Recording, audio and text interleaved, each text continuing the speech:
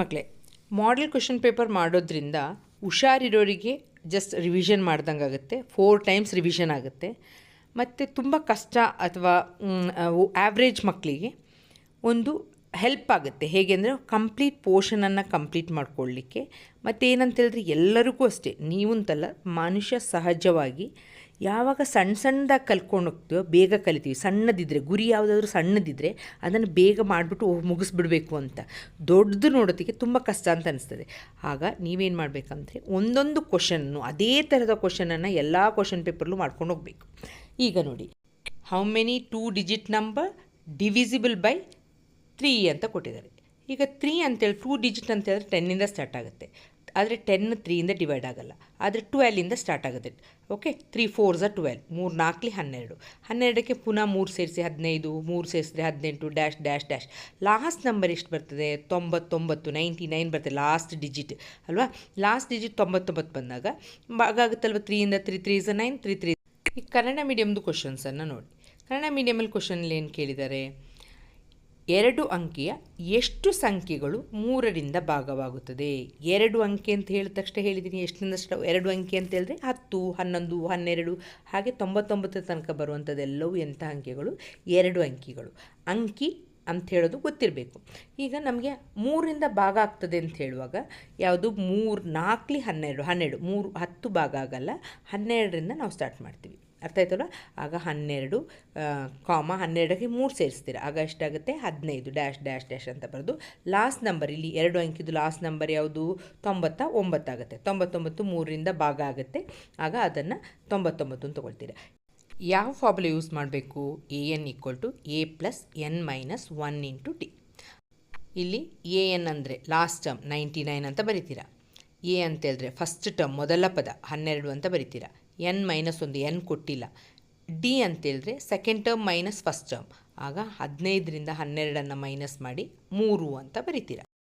ಈಗ 99 12 ಆಚೆ ತಂದಾಗ -12 = n - 1 × 3. ಈಗ 99ರಿಂದ 9ರಿಂದ 2 ಕಳೀರಿ, 7 ಬರ್ತದೆ. ಪುನಃ 9ರಿಂದ 1 ಕಳೀರಿ, ಆಗ ನಮಗೆ 8 ಬರ್ತದೆ. n - 1 × d. ನೋಡಿ ಮಕ್ಕಳೇ, ಇಲ್ಲಿ ಇಂಟು ಡಿ ಅಂತಿರೋದು, ಆಗ ಭಾಗಿಸ್ಬೇಕು. 87 ಭಾಗಿಸು ಏನು ಮಾಡ್ತೀರಾ? 3ನ 8 ಅಂತಿರೋದನ್ನು ಭಾಗಿಸೋದು, ಆಗ n - 1. ಈಗ 3ನೇ ಮಗ್ಗಿಲು ಹೋಗುತ್ತೆ, 3 2 6, 3 2s 6, ಅಲ್ಲಿ 2 ಉಳ್ಕೊಳ್ಳುತ್ತೆ, ಆಗ 27 ಆಯಿತು. 3 9s 27, 3 9 27 n - 1. ಆಗ n - 1 ಇರೋದು, ಆಗ 29 -1 ಈಚೆ ತಂದಾಗ ಏನಾಗುತ್ತೆ? +1 ಆಗುತ್ತೆ, n. ಆಗ n ಬೆಲೆ ಎಷ್ಟಾಯಿತು? n = 30 ಆಯಿತು. ಇದು ಫಸ್ಟ್ ಕ್ವಶನಲ್ಲಿ ಅವ್ರು ಕೇಳಿದ್ದು. ನೋಡಿ, ಎ ಪಿಯಲ್ಲಿ ಅವರು 6 ಕ್ವಶನ್ ಸಹ ಕೊಟ್ಟಿದ್ದಾರೆ. ನೆಕ್ಸ್ಟ್ 6 ಕ್ವಶನಲ್ಲಿ ಏನು ಕೇಳಿದ್ದಾರೆ?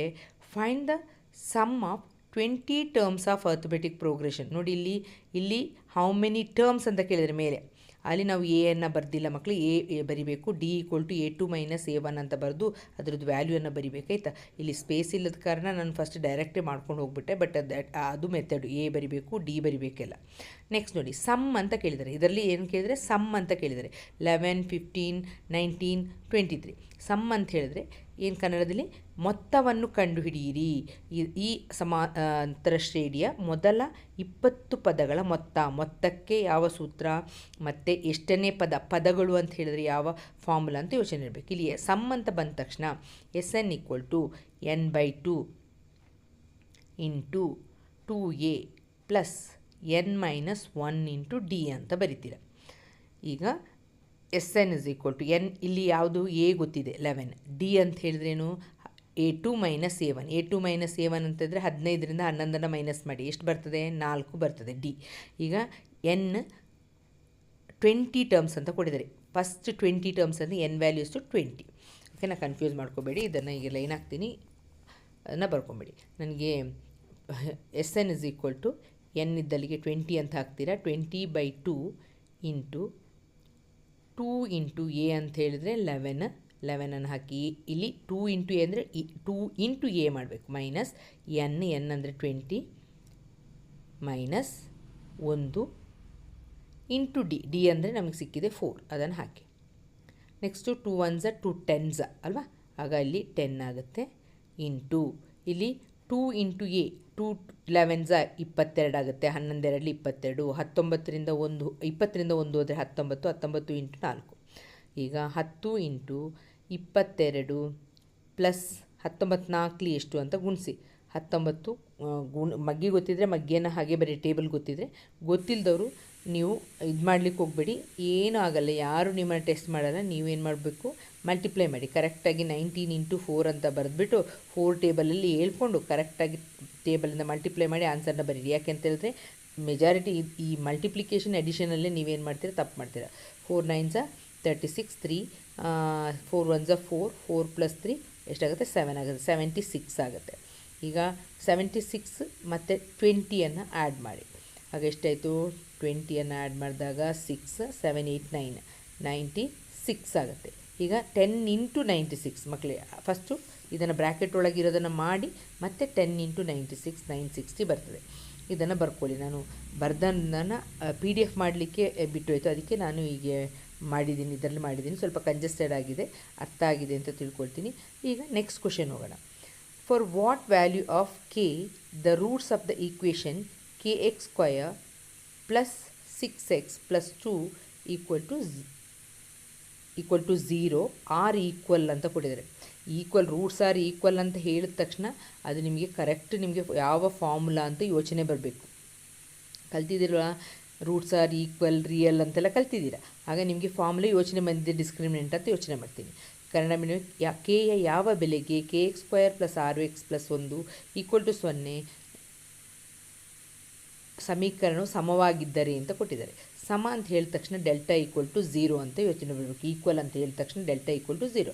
Discriminant of quadratic equation delta, ಶೋಧಕದ ಬೆಲೆ delta equal to b² minus 4ac ಅಂತ ಬರೆದು ಇಲ್ಲಿ ಪ್ರತಿಯೊಂದನ್ನು ಕಂಪೇರ್ ಮಾಡಬೇಕು ಮಕ್ಕಳೇ. ಎ ಬೆಲೆ ಏನು, ಬಿ ಬೆಲೆ ಏನು, ಸಿ ಬೆಲೆ ಏನು ಅಂತ ನಾವು ಸ್ಟ್ಯಾಂಡರ್ಡ್ ಫಾರ್ಮಲ್ಲಿ ನೋಡ್ಕೊಳ್ಬೇಕು. ಸ್ಟ್ಯಾಂಡರ್ಡ್ ಫಾರ್ಮಲ್ಲಿ ಕಂಪೇರ್ ಮಾಡಬೇಕು, ಗೊತ್ತಾಯ್ತಲ್ಲ. ಆಗ ಸ್ಟ್ಯಾಂಡರ್ಡ್ ಫಾರ್ಮಲ್ಲಿ ಕಂಪೇರ್ ಮಾಡಿದಾಗ ಎ ಅಂತ ಹೇಳಿದ್ರೆ ಬರ್ದಿದ್ದೀನಿ ಕೆ ಅಂತ, ಬಿ ಅಂತ ಹೇಳಿದ್ರೆ 6, ಕೆ ಅಂತ ಹೇಳಿದ್ರೆ 1. ಈಗ ಸಬ್ಸ್ಟ್ಯೂಟ್ ಮಾಡಿದ್ರೆ, ಈ ವ್ಯಾಲ್ಯೂಗೆ ಸಬ್ಸ್ಟ್ಯೂಟ್ ಮಾಡಿದ್ರೆ ನಮಗೆ 6² ಮೈನಸ್ 4k ಇಂಟು 1 36 ಬರ್ತದೆ. 6² ಅಂತಂದರೆ ಈಕ್ವಲ್ ಟು 0 ಅಂತ ಬರೀಬೇಕು. That is important. Equal to 0 ಯಾಕೆ ಬರೀತೀರ, ಅಲ್ಲಿ ಈಕ್ವಲ್ ಅಂತ ಕೊಟ್ಟಿದ್ದಾರೆ. ಯಾವಾಗ ಈಕ್ವಲ್ ಆಗುತ್ತೆ, ಡೆಲ್ಟಾ 0 ಆದಾಗ ಮಾತ್ರ. ಡೆಲ್ಟಾ ಈಕ್ವಲ್ ಟು 0 ಆಗ 0 ಅಂತ ಬರ್ದಿರ್ಬೇಕಿಲ್ಲಿ. ನೆಕ್ಸ್ಟ್ ಈಗ 9 ಬರ್ತದೆ ಕೆ. ನೆಕ್ಸ್ಟ್ ಕ್ವೆಶ್ಚನ್ ಏನು ಕೇಳಿದ್ದಾರೆ ಅಂತ ಹೇಳಿದ್ರೆ, roots of quadratic equation x³ minus 3x minus 10 equal to 0. Quadratic equation ವರ್ಗ ಸಮೀಕರಣದ ಮೂಲಗಳನ್ನು ಕಂಡುಹಿಡಿಯಿರಿ ಅಂತ ಕೇಳಿದ್ದಾರೆ. ಈಗ ಏನು ಮಾಡಬೇಕು, ಮೊದಲ ಪದ ಮತ್ತು ಕೊನೆಯ ಪದ, ಫಸ್ಟ್ ಟರ್ಮ್ ಮತ್ತು ಲಾಸ್ಟ್ ಟರ್ಮ್ನ ಮಲ್ಟಿಪ್ಲೈ ಮಾಡಿದಾಗ 10 ಇಂಟು x² ಏನಾಗುತ್ತೆ, 10x² ಆಗುತ್ತೆ. ಇಲ್ಲಿ ಮೈನಸ್ ಇರೋದಿದೆ, 10 ಪಕ್ಕ ಯಾವ ಸೈನ್ ಇದೆ, ಮೈನಸ್. ಆಗ ನಾವು ಮೈನಸ್ ಮಾಡಬೇಕು ಅಂತ ಅರ್ಥ. ಇಲ್ಲಿ ಮಧ್ಯದಲ್ಲಿ ಮೈನಸ್ 3x ಇದೆ. ನನಗೆ ಎರಡು ನಂಬರ್ನ ಸಬ್ಸ್ಟ್ರಾಕ್ಟ್ ಮಾಡಿದ್ರೆ ನನಗೆ ಮೈನಸ್ ಬರಬೇಕು, ಮೈನಸ್ 3x ಬರಬೇಕು.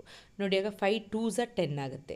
ಆಗ -5 ಮೈನಸ್ +2 ಅಂತ ಹಾಕ್ತೀನಿ. ಯಾಕೆ ಮೈನಸ್ ಹಾಕ್ತೀನಿ ಅಂತೇಳಿದ್ರೆ, ದೊಡ್ಡ ಸಂಖ್ಯೆ ಹಿಂದೆ ಮೈನಸ್ ಸೈನ್ ಬರಬೇಕು, ಓಕೆನಾ. ಆಗ -3x ಅಂತ ಬರ್ತದೆ. ಇದನ್ನು ಸಿಂಪ್ಲಿಫೈ ಮಾಡಿದಾಗ x = 5, x = 2 ಬರುತ್ತೆ. ನೆಕ್ಸ್ಟ್ ಕ್ವೆಶ್ಚನ್ ನೋಡಿ, 5 ಮೈನಸ್ ರೂಟ್ 2 ಒಂದು ಅಭಾಗಲಬ್ಧ ಸಂಖ್ಯೆ ಎಂದು ಸಾಧಿಸಿ ಅಂತ ಕೊಡ್ತಾರೆ. Prove that it is A rational number ಅಂತ. ನೋಡಿ ಮಕ್ಕಳೇ, ಇದು 4 ಕ್ವೆಶ್ಚನ್ ಪೇಪರಲ್ಲೂ ಇದೆ, ಒಂದೊಂದು ಥರದ್ದು ಒಂದೊಂದು ಕಡೆ ಕೊಟ್ಟಿದ್ದಾರೆ. ಸೊ ಇದು ಕಲ್ತಿರಿ, ಬರೆದು ಕಲೀರಿ. ಇಲ್ಲಿ ಏನು ಡಿಫ್ರೆಂಟ್ ಇದೆ ಅದಕ್ಕಿಂತ ಅಂತೇಳಿದ್ರೆ, ಇಲ್ಲಿ -2 ಇದೆ, ಅಲ್ಲಿ ಪ್ಲಸ್ ಇರೋದು, ಇಲ್ಲಿ -2. ಅದನ್ನು ಸ್ವಲ್ಪ ನೋಡ್ಕೊಳ್ಬೇಕಾಗ್ತದೆ ಆಯಿತಾ. 5 minus root 2 equal to p/q. PQಗಳು ಸಹವಿಭಾಜ್ಯಗಳು ಅಥವಾ ಏನಂತ ಬರಿಬೋದು, ಭಾಗಲಬ್ಧ ಸಂಖ್ಯೆಗಳು ಅಂತ ಬೇಕಾದರೂ ಬರಿಬೋದು. ಅದರಿಂದ ಏನು ತೊಂದರೆ ಇಲ್ಲ, ಗೊತ್ತಾಯ್ತಲ್ಲ. ಈಗ 5 ಮೈನಸ್ ರೂಟ್ 2, ಈ ಮೈನಸ್ ರೂಟ್ 2ನೇ ಏನು ಮಾಡೋಣ ಮಕ್ಕಳೇ, ಈಕ್ವಲ್ಟಿಂದ ಆಚೆಗೆ ತರೋಣ. ಹಾಗೇನಾಗುತ್ತೆ, ಪ್ಲಸ್ ರೂಟ್ 2 ಆಗುತ್ತೆ. ಈ p/q ಉಂಟಲ್ವ, ಅದನ್ನು ಈಚೆ ತರೋಣ ಈಕ್ವಲ್ಟಿಂದ. ಆಗ ಏನಾಗುತ್ತೆ, ಆಚೆ ಮಾಡೋದಷ್ಟೇ. ಆಗ ಮೈನಸ್ p/q ಆಗುತ್ತೆ. ನನಗೆ ಮೈನಸನ್ನು ತೆಗಿಬೇಕಷ್ಟೇ, ಅದಕ್ಕೋಸ್ಕರ ಈಚೆ ತಂದೆ. ಆಗ 5q minus p/q equal to root 2. ಇದಿಷ್ಟು ಬರೆದಾದ್ಮೇಲೆ ನೀವು ನೋಡಿ, 5 ಮತ್ತು q-ಅನ್ನು ನಾನು ಮಲ್ಟಿಪ್ಲೈ ಮಾಡಿದ್ದು. ಆಗ 5q ಮೈನಸ್ p-ಅನ್ನು ಹಾಗೆ ಬರೆದಿದ್ದೀನಿ, q-ಅನ್ನು LCM ಕೆಳಗೆ ಬರೆದಿದ್ದೀನಿ. ಇಷ್ಟು ಬರೆದಾದ್ಮೇಲೆ ಗೊತ್ತಾಗ್ತದಲ್ವ, ಇದು ಏನು ರ್ಯಾಷನಲ್ ನಂಬರ್, ಒಂದು ಭಾಗಲಬ್ಧ ಸಂಖ್ಯೆ. ಈ ರೂಟ್ 2 ಇರ್ಯಾಷನಲ್ ನಂಬರ್, ಅಭಾಗಲಬ್ಧ ಸಂಖ್ಯೆ. ನಮ್ಮ ಊಹೆ ತಪ್ಪಾಗಿದೆ, ಆದ್ದರಿಂದ ಇದೊಂದು ಅಭಾಗಲಬ್ಧ ಸಂಖ್ಯೆ ಅಂತ ಬರೆಯೋದಷ್ಟೇ. ಎಲ್ಲ ಪ್ರಾಬ್ಲಮಿಗೆ ಇರುವಂಥದ್ದು ಸೇಮ್ ಅದನ್ನೇ ಬರಿಬೇಕು. 2 ಮಾರ್ಕಿಗೆ ಬರೋದು ಸಾಲ್ವ್ ಪೇರ್ ಲೀನಿಯರ್ ಈಕ್ವೇಷನ್ ಅಂತ ಕೇಳಿದ್ರೆ ಗ್ರಾಫ್ ಬರಿಬೇಡಿ ಮಕ್ಕಳು. 2 ಮಾರ್ಕಿಗೆ ಬರೋದು ಎಲಿಮಿನೇಷನ್ ಮೆಥಡ್, ವರ್ಜಿಸೋ ವಿಧಾನ. ನೀವು ಕೆಲವರೆಲ್ಲ 2 ಮಾರ್ಕಿಗೆ ಬಂದಿದ್ದನ್ನು ಗ್ರಾಫ್ ತೆಗೆದು ಮಾಡಿದ್ದೀರಾ. ಅದನ್ನು ಯೋಚನೆ ಇಟ್ಕೊಳ್ಳಿ. 2 ಮಾರ್ಕಿಗೆ ವರ್ಜಿಸೋ ವಿಧಾನನೇ ಬರೋದು. ನಮಗೆ 4 ಮಾರ್ಕಿಗೆ ಬಂದರೆ ಮಾತ್ರ ಅದು ಗ್ರಾಫು. ಮಕ್ಕಳಿಗೆ ಫಸ್ಟು ಕ್ವಶನ್ ಪೇಪರನ್ನು ಓದಿ ಅರ್ಥ ಮಾಡ್ಕೊಳ್ಳಿ, ಎಲ್ಲೆಲ್ಲಿದೆ ಏನೇನಿದೆ ಅಂತ ಹೇಳೋದನ್ನು ತಿಳ್ಕೊಳ್ಳಿ ಮಕ್ಕಳೇ, ಆಮೇಲೆ ಲೆಕ್ಕ ಮಾಡಿ. ಈಗ ನೋಡಿ, ಇಲ್ಲಿ -5 ಅಂತಿದೆ. ನಮಗೆ 2 ಮೈನಸ್ ಇದ್ದರೆ ಮಾಡೋಕ್ಕಾಗಿಲ್ಲ. ಆಗ ನಾವೇನು ಮಾಡ್ತೀವಿ, ಅದರ ಚಿಹ್ನೆಯನ್ನು ಪ್ಲಸ್ ಮಾಡ್ಕೊಳ್ತೀವಿ. -x ಪ್ಲಸ್ ಇದ್ದಲ್ಲಿ ಮೈನಸ್ ಹಾಕ್ತೀವಿ, ಮೈನಸ್ ಇದ್ದಲ್ಲಿ ಪ್ಲಸ್ ಹಾಕ್ತೀವಿ. ಹಾಕಿ ಸೈನನ್ನು ಚೇಂಜ್ ಮಾಡಿಕೊಂಡು +y -y ಏನಾಗುತ್ತೆ, ಕ್ಯಾನ್ಸಲ್ ಆಗುತ್ತೆ. 3x ಇಂದ 2x ಹೋದರೆ ಎಷ್ಟಾಗುತ್ತೆ, x ಆಗುತ್ತೆ. ಓಕೆ, 1x ಅಂತ ಹೇಳಿದ್ರು, x ಅಂತ ಹೇಳಿದ್ರು ಸೇಮ್. 15ರಿಂದ 5 ಮೈನಸ್ ಮಾಡಿದ್ರೆ ಎಷ್ಟು ಬಂತು, 10 ಬಂತು. ಈಗ x ವ್ಯಾಲ್ಯೂ ಏನಾಯಿತು, ಸಿಕ್ತು. ಈಗ ಇದನ್ನು ಸ್ಟಾರು 1 2 ಈಕ್ವೇಷನನ್ನು ಬರ್ಕೊಳ್ಳಿ. ಈಗ ಪುಟ್ ಸ್ಟಾರ್ ಇನ್ 1 ಅಂತ ಬರ್ಕೊಳ್ಳಿ. ಈಗ 3 ಇಂಟು x ಇದ್ದಲ್ಲಿ ಎಷ್ಟು ಹಾಕ್ಬೇಕು ನಾವು, 10 ಅಂತ ಹಾಕಬೇಕು. -y = 15. ಆಗ 3 10s 30 -y = 15. -y = ಅದು 15 ಇರೋದು. ಈ 30ನ ಆಚೆಗೆ ತೊಗೊಂಡೋದಾಗ -30 ಆಗುತ್ತೆ. ಆಗ 30ಇಂದ 15ಅನ್ನು ಮೈನಸ್ ಮಾಡ್ತೀರಾ. ಆಗ ಎಷ್ಟು ಬಂತು, 15 ಬಂತು. ಆಗ ಮೈನಸ್ ಏನಾಗುತ್ತೆ, ಎರಡು ಕಡೆಯೂ -15 ಬರುತ್ತೆ. -15 -y. ಆಗ ಮೈನಸ್ ಕ್ಯಾನ್ಸಲ್ ಆಗಿ ಏನಾಗುತ್ತೆ, ಪ್ಲಸ್ ಆಗುತ್ತೆ. ಕ್ವಶನ್ ಮಕ್ಕಳೇ, ಕೋಆರ್ಡಿನೇಟ್ ಜಾಮೆಟ್ರಿದು ಬಂದಿದೆ. ಏನು, ಅಲ್ಲೇ ಕ್ವಶನಲ್ಲಿ ಮಿಡ್ ಪಾಯಿಂಟ್ ಅಂತಲೇ ಬರೆದು ಬಿಟ್ಟಿದ್ದಾರೆ. ಆಗ ಮಿಡ್ ಪಾಯಿಂಟ್ ಫಾರ್ಮುಲಾ ಪಟ್ಟ ಯೋಚನೆ ಬರಬೇಕು. ಎ ಮತ್ತು ಬಿ ಮಿಡ್ ಪಾಯಿಂಟನ್ನು ಕೊಟ್ಬಿಟ್ಟಿದ್ದಾರೆ. ಬಿಯನ್ನು ಏನು ಮಾಡಿದರೆ ಎಕ್ಸ್ ಅಂತ ವೈ ಅಂತ ಕೊಟ್ಬಿಟ್ಟಿದ್ದಾರೆ. ನಾವು ಮಿಡ್ ಪಾಯಿಂಟನ್ನು ಕೊಟ್ಟಿದ್ದಾರೆ, ನಾವೇನು ಕಂಡುಹಿಡಬೇಕು, XYಯನ್ನು ಫೈಂಡ್ ಔಟ್ ಮಾಡಬೇಕು. ಇದರಲ್ಲೂ ಅಷ್ಟೇ 4 6 ಏನು ಮಧ್ಯಬಿಂದು ಅಂತ ಕೊಟ್ಟಿದ್ದಾರೆ ಅಲ್ವಾ. ಮಧ್ಯಬಿಂದುವಿನ ನಿರ್ದೇಶಾಂಕನೂ ಕೊಟ್ಬಿಟ್ಟು ಬಿಯನ್ನು ಕಂಡುಹಿಡೀರಿ ಅಂತ ಕೇಳಿದರೆ ಮಧ್ಯಬಿಂದುದು ಫಾರ್ಮುಲಾ ಹಾಕಬೇಕು ಮಕ್ಕಳೇ. ನೋಡಿ, ಈಗ 21ನೇದು ಇದು ಕೋಆರ್ಡಿನೇಟ್ ಜಾಮೆಟ್ರಿ ಅಂತ ಹೇಳಿದ್ರೆ ನಿರ್ದೇಶಾಂಕ ಗಣಿತದ್ದು ಬಂದಿದೆ.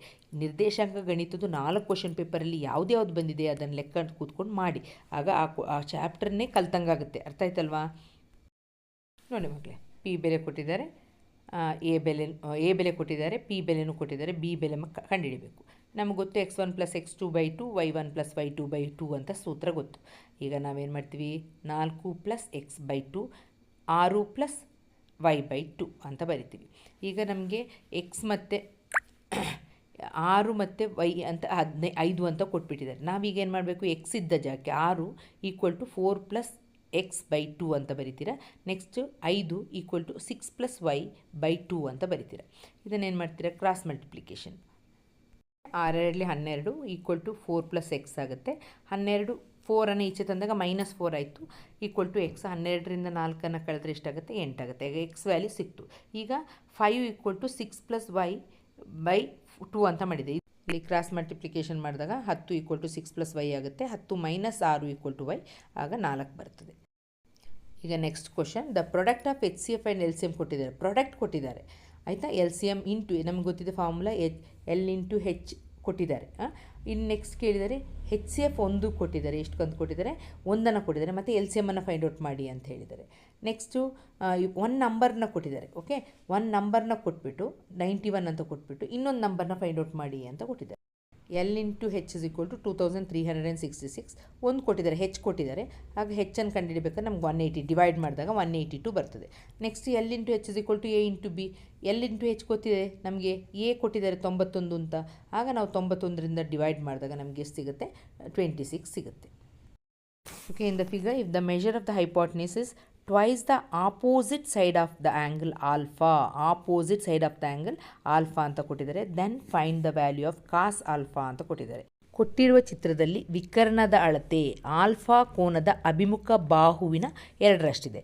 ಇಲ್ಲಿ ಅಭಿಮುಖ ಬಾಹು ಯಾವುದು, ಆಲ್ಫಾದ ಕೋನದು ಅಭಿಮುಖ ಬಾಹು ಅಂದರೆ BC ಆಗುತ್ತೆ. ಆಯಿತಾ. ಇದು ವಿಕರ್ಣದ ಅಳತೆ ಏನಾಗಿದೆ, ಈ ಇದ್ರದ್ದು ಅಭಿಮುಖ ಬಾಹುವಿನ 2ರಷ್ಟಿದೆ. ಆಗ ಇದು ಎಷ್ಟಾಗುತ್ತೆ, 2 BC ಆಗುತ್ತೆ. BC ಅಂತ ಹೇಳೋದು ಇದ್ರದ್ದು ಅಪೋಸಿಟ್ ಆಗಿರುವಂಥದ್ದು, ಅಭಿಮುಖವಾಗಿರುವಂಥದ್ದು. ಆಗ AC ಅಂತ ಹೇಳೋದು 2 BC, twice the opposite side ಅಂತ ಕೊಟ್ಟಿರೋದ್ರಿಂದ ನಾವು 2 BC ಅಂತ ತೊಗೊಳ್ಬೇಕು. ನೆಕ್ಸ್ಟ್ ಕೇಳಿರೋದು ಕಾಸ್ ಆಲ್ಫಾ ಅಂತ ಕೇಳಿದ್ದಾರೆ. ನೋಡಿ ಮಕ್ಕಳೇ, ಇದು ಹೇಗೆ ಬಂತು ಅಂತ ನೋಡಿ. ಕಾಸ್ ಆಲ್ಫಾ ಕಂಡುಹಿಡಬೇಕಾದ್ರೆ ನಮಗೆ ಹೈಪಾಟೆನ್ಯೂಸ್ ಬೇಕಲ್ವ. ನೋಡಿ, AC = 2 times BC ಅಂತ ಬರ್ಕೊಳ್ತೀರಾ. ಪೈಥಾಗೋರಸ್ ಥಿಯರಮ್ ಅಪ್ಲೈ ಮಾಡ್ತೀರಾ. BCಯನ್ನು ಅಲ್ಲಿ ಬರಿತೀರಾ. ಇಲ್ಲಿ A C square equal to hypotenuse square equal to ನಿಮಗೆ ಗೊತ್ತಿದೆ A B square plus B C square. ಇಲ್ಲಿ ಎ ಸಿ ಇದ್ದ ಜಾಗದಲ್ಲಿ ನಾನು ಏನು ಬರೀಬೇಕು, 2BC square equal to A B square plus B C square ಅಂತ ಬರೀತೀರ. ಆಗ ಎ ಬಿ ಸ್ಕ್ವೇರ್ ನಮಗೆ ಕಂಡುಹಿಡಿಬೇಕಾಗಿದ್ದು 2BC ಸ್ಕ್ವೇರ್ನ 4 ಸ್ಕ್ವೇರ್ ಆಗುತ್ತೆ, 4 ಆಗುತ್ತೆ, 2 2 4, 4BC square minus B C square ಆಗುತ್ತೆ, 3BC ಸ್ಕ್ವೇರ್ ಆಗುತ್ತೆ. ಎ ಬಿ ಸ್ಕ್ವೇರ್ ಅಂದರೆ 3BC ಸ್ಕ್ವೇರ್ ಆಯಿತು. ಆಗ ಎ ಬಿ ಅಂದರೆ square root of 3BC square. ಆಗ ಬಿ ಸಿಯನ್ನು ಹೊರಗೆ ತೆಗ್ತೀನಿ, √3BC ಅಂತ ಆಗುತ್ತೆ.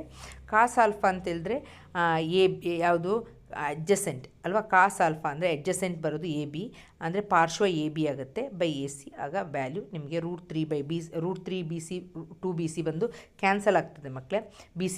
ಆಗ √3/2 ಅದು ಯಾವ ಬೆಲೆಗೆ, ಆಲ್ಫಾ 30 ಆಗಿದ್ದರೆ ಅಷ್ಟು ಆನ್ಸರ್ ಆಗಿರ್ತದೆ.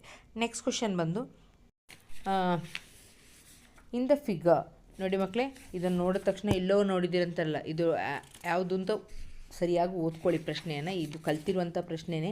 ಇನ್ the figure the centre of circle A B is the diameter, A P is the tangent drawn at the point A, angle OCB equal to 25 degree, find the measure of APB ಅಂತ ಕೇಳಿದ್ರೆ OCB ಕೊಟ್ಟಿದ್ದಾರೆ 25 ಅಂತ, ಅದನ್ನು ಬರ್ಕೊಳ್ತೀರಾ. Next ನೋಡಿದ ತಕ್ಷಣ ನಿಮಗೆ radius ಅಂತ ಗೊತ್ತಾಗಬೇಕು. OB ಮತ್ತು OC ರೇಡಿಯಸ್ ಎರಡು ಈಕ್ವಲ್ ಸೈಡ್ ಇದೆ. ಆಗ ಇದು 25 ಅಂತ ಹೇಳಿದ್ರೆ ಬಿ ಎಷ್ಟು ಬರ್ತದೆ, 25 ಅಂತ ಬರಬೇಕು ನಿಮಗೆ. ಕನ್ನಡದಲ್ಲಿ ಚಿತ್ರದಲ್ಲಿ ಏನು ಕೊಟ್ಟಿದ್ದಾರೆ ಅಂತ ಹೇಳಿದರೆ, ಎ ಬಿ ವ್ಯಾಸವಾಗಿದೆ, ಎ ಪಿ ಯು ಎ ಬಿಂದುವಿನಲ್ಲಿ ಎಳೆದ ಸ್ಪರ್ಶಕವಾಗಿದೆ, OCB 25 ಡಿಗ್ರಿ ಆದರೆ APBಯನ್ನು ಕಂಡುಹಿಡಿಯಿರಿ ಅಂತ ಕೇಳಿದರೆ ಮಕ್ಕಳೇ, ಇಲ್ಲಿ ಏನು ಇಂಪಾರ್ಟೆಂಟ್ ಅಂತ ಹೇಳಿದ್ರೆ ನಿಮಗೆ ಎರಡು ಪ್ರಮೇಯನೂ ಯೋಚನೆ ಬರಬೇಕು. 10.1 ಪ್ರಮೇಯನೂ 10.2 ಪ್ರಮೇಯನೂ ಯೋಚನೆ ಬರಬೇಕು. ಆ ಪ್ರಮೇಯ ಗೊತ್ತಿದ್ದರೆ ನೀವು ಇದನ್ನು ಈಸಿಯಾಗಿ ಮಾಡ್ಕೊಂಡು ಹೋಗ್ಬೋದು. ಈಗ ಫಸ್ಟ್ ಏನು ಮಾಡ್ತೀರಾ, ಇದು 25 ಡಿಗ್ರಿ ಆಗಿರೋದ್ರಿಂದ ನಮಗೆ OBCನೂ 25 ಡಿಗ್ರಿ ಅಂತ ಗೊತ್ತಿದೆ. ಯಾಕೆ ಅಂತಂದರೆ ಎರಡು ಸೈಡ್ ಈಕ್ವಲ್ ಇರೋದ್ರಿಂದ. ನೆಕ್ಸ್ಟ್ ಒಂದು ಟ್ರಯಾಂಗಲ್, ದೊಡ್ಡ ಟ್ರಯಾಂಗಲನ್ನು ತೊಗೊಂಡಾಗ ಇದು ಯಾವಾಗಲೂ OAP ಎಷ್ಟು ಬರ್ತದೆ, 90 ಡಿಗ್ರಿ ಬರ್ತದೆ ಅಲ್ವಾ. ಹಿಂಗಿದೆ ಅಲ್ವಾ, ನಾವು ಕಲ್ತಿದ್ದೀವಲ್ಲ ಲಂಬಕೋನವಾಗಿದೆ, ಪರ್ಪೆಂಡಿಕ್ಯುಲರ್ ಅಂತ ಕಲ್ತಿದ್ದೀವಲ್ಲ. ಆಗ APB ಒಂದು ಟ್ರಯಾಂಗಲ್ ಅಂತ ತೊಗೊಂಡಾಗ sum of all the angles equal to 180 degree ಅಲ್ವಾ. 3 ಆ್ಯಂಗಲ್ಸನ್ನು ಆ್ಯಡ್ ಮಾಡಿದಾಗ 180 ಡಿಗ್ರಿ ಬರ್ತದೆ, 3 ಕೋನಗಳ ಮೊತ್ತ. ಅದನ್ನು ಕೋನಗಳನ್ನು ಹಾಕಿದಾಗ ನಮಗೆ ಎಷ್ಟು ಬರ್ತದೆ, 180ರಿಂದ -115 ಮಾಡಿ 65 ಬರೆದಿಡಿ. ಈಗ 3 ಅಂಕದ ಪ್ರಶ್ನೆಗಳು ಸ್ಟಾರ್ಟ್ ಆಗ್ತದೆ. If alpha and beta are the 2 zeros of a polynomial P of x, x² + 3x + 2, then find the value of ಅಂತ ಕೇಳಿದ್ದಾರೆ. ಈಗ ಇದನ್ನು ಮಾಡಬೇಕಾದ್ರೆ ನಿಮಗೆ alpha square plus beta square ಅಂತೇಳಿ ಫಾರ್ಮುಲಾ ಗೊತ್ತಿರಬೇಕು. ಅದನ್ನು ಸ್ವಲ್ಪ ಕಲ್ತ್ಕೊಳ್ಳಿ ಮಕ್ಕಳು, ಯಾವ್ಯಾವ ಫಾರ್ಮುಲಾಸ್ ಬೇಕು ಇದನ್ನು ನೋಡಿದ ತಕ್ಷಣ ನಿಮಗೆ ಅರ್ಥ ಆಗಬೇಕು. ಕನ್ನಡ ಮೀಡಿಯಮ್ ಅವ್ರ ಕ್ವಶನ್ ಪೇಪರಲ್ಲಿ ಆಲ್ಫಾ ಮತ್ತು ಬೀಟಾಗಳು ಬಹುಪದೋಕ್ತಿಯ 2 ಶೂನ್ಯತೆಗಳಾದರೆ ಅಂತ ಹೇಳಿಬಿಟ್ಟು ಕೇಳಿದ್ದಾರೆ. ಆಗ ಇದನ್ನು ಕಂಡುಹಿಡಿಬೇಕಾಗುತ್ತೆ. ಆಗ ನಮಗೆ ಏನು ಗೊತ್ತಿರಬೇಕು, alpha square A² + B² formula ಗೊತ್ತಿರಬೇಕು. ಅದನ್ನು ನೋಡಿದ ತಕ್ಷಣ ಆಲ್ಫಾ ಪ್ಲಸ್ ಬೀಟಾ ಅಂತ ಹೇಳಿದ ತಕ್ಷಣ ಸಮ್ ಆಫ್ ದ ರೂಟ್ಸ್ ಮೊತ್ತ ಮತ್ತು ಗುಣಲಬ್ಧ ಫಾರ್ಮುಲಾ ಕಲ್ತಿರಬೇಕು. Alpha plus beta equal to -B/A, alpha into beta equal to C/A ಅಂತ ಅದನ್ನು ಸಬ್ಸ್ಟಿಟ್ಯೂಟ್ ಮಾಡಿದ್ರೆ ನೋಡಿ, ಇಲ್ಲಿ ಕಾಮನ್ ತೆಗೆಯೋದು ಇಂಪಾರ್ಟೆಂಟ್ ಮಕ್ಕಳೇ. ಇಲ್ಲಿ ಆಲ್ಫಾ ಕ್ಯೂಬ್ ಇದೆ, ಆಗ ನಾವು ಒಂದು ಆಲ್ಫಾವನ್ನು ಮತ್ತು ಬೀಟಾ ಕ್ಯೂಬ್ ಇದೆ, ಆಗ ಎರಡು ಕಡೆಯಿಂದ ಆಲ್ಫಾ ಮತ್ತು ಬೀಟಾವನ್ನು ಏನು ಮಾಡಬೇಕು, ನಾವು ಹೊರಗೆ ತೆಗಿಬೇಕು, ಸಾಮಾನ್ಯ ಕಾಮನ್ ಅಂತ ತೆಗಿಬೇಕು. ಆಗ ಉಳ್ಕೊಳ್ಳೋದು alpha square plus beta square. ಈಗ ಆಲ್ಫಾ ಸ್ಕ್ವಯರ್ A² + B² ಅಂದರೆ A + B whole square minus 2 into alpha beta. ಆಗ ಅದನ್ನು ಹಾಗೆಯೇ ಬರೀರಿ, ಬರೆದು ಫಾರ್ಮುಲಾಗೆ ಸಬ್ಸ್ಟಿಟ್ಯೂಟ್ ಮಾಡಿದ್ರೆ ನಿಮಗೆ ಆನ್ಸರ್ 10 ಸಿಗ್ತದೆ. Next question, 2 lines segment AB and CD intersect each other at a point O. AC and DB are joined such that AC is parallel to DB. Prove that ಅಂತ ಕೇಳಿದ್ದಾರೆ. ಈಗ ಅದೇ ಥರ ಕನ್ನಡ ಮೀಡಿಯಮಲ್ಲೂ AB ಮತ್ತು CD ಎರಡು ರೇಖಾಖಂಡಗಳು O ಬಿಂದುವಿನಲ್ಲಿ ಛೇದಿಸುತ್ತದೆ. AC ಸಮಾನಾಂತರವಾಗಿದೆ DBಗೆ ಮತ್ತು ಆಗುವಂತೆ AC ಮತ್ತು DBಗಳನ್ನು ಸಂಧಿಸಿದೆ ಅಂತ ಕೊಟ್ಟಿದೆ, ಸೇರಿಸಿದೆ ಅಂತ ಕೊಟ್ಟಿದ್ದಾರೆ.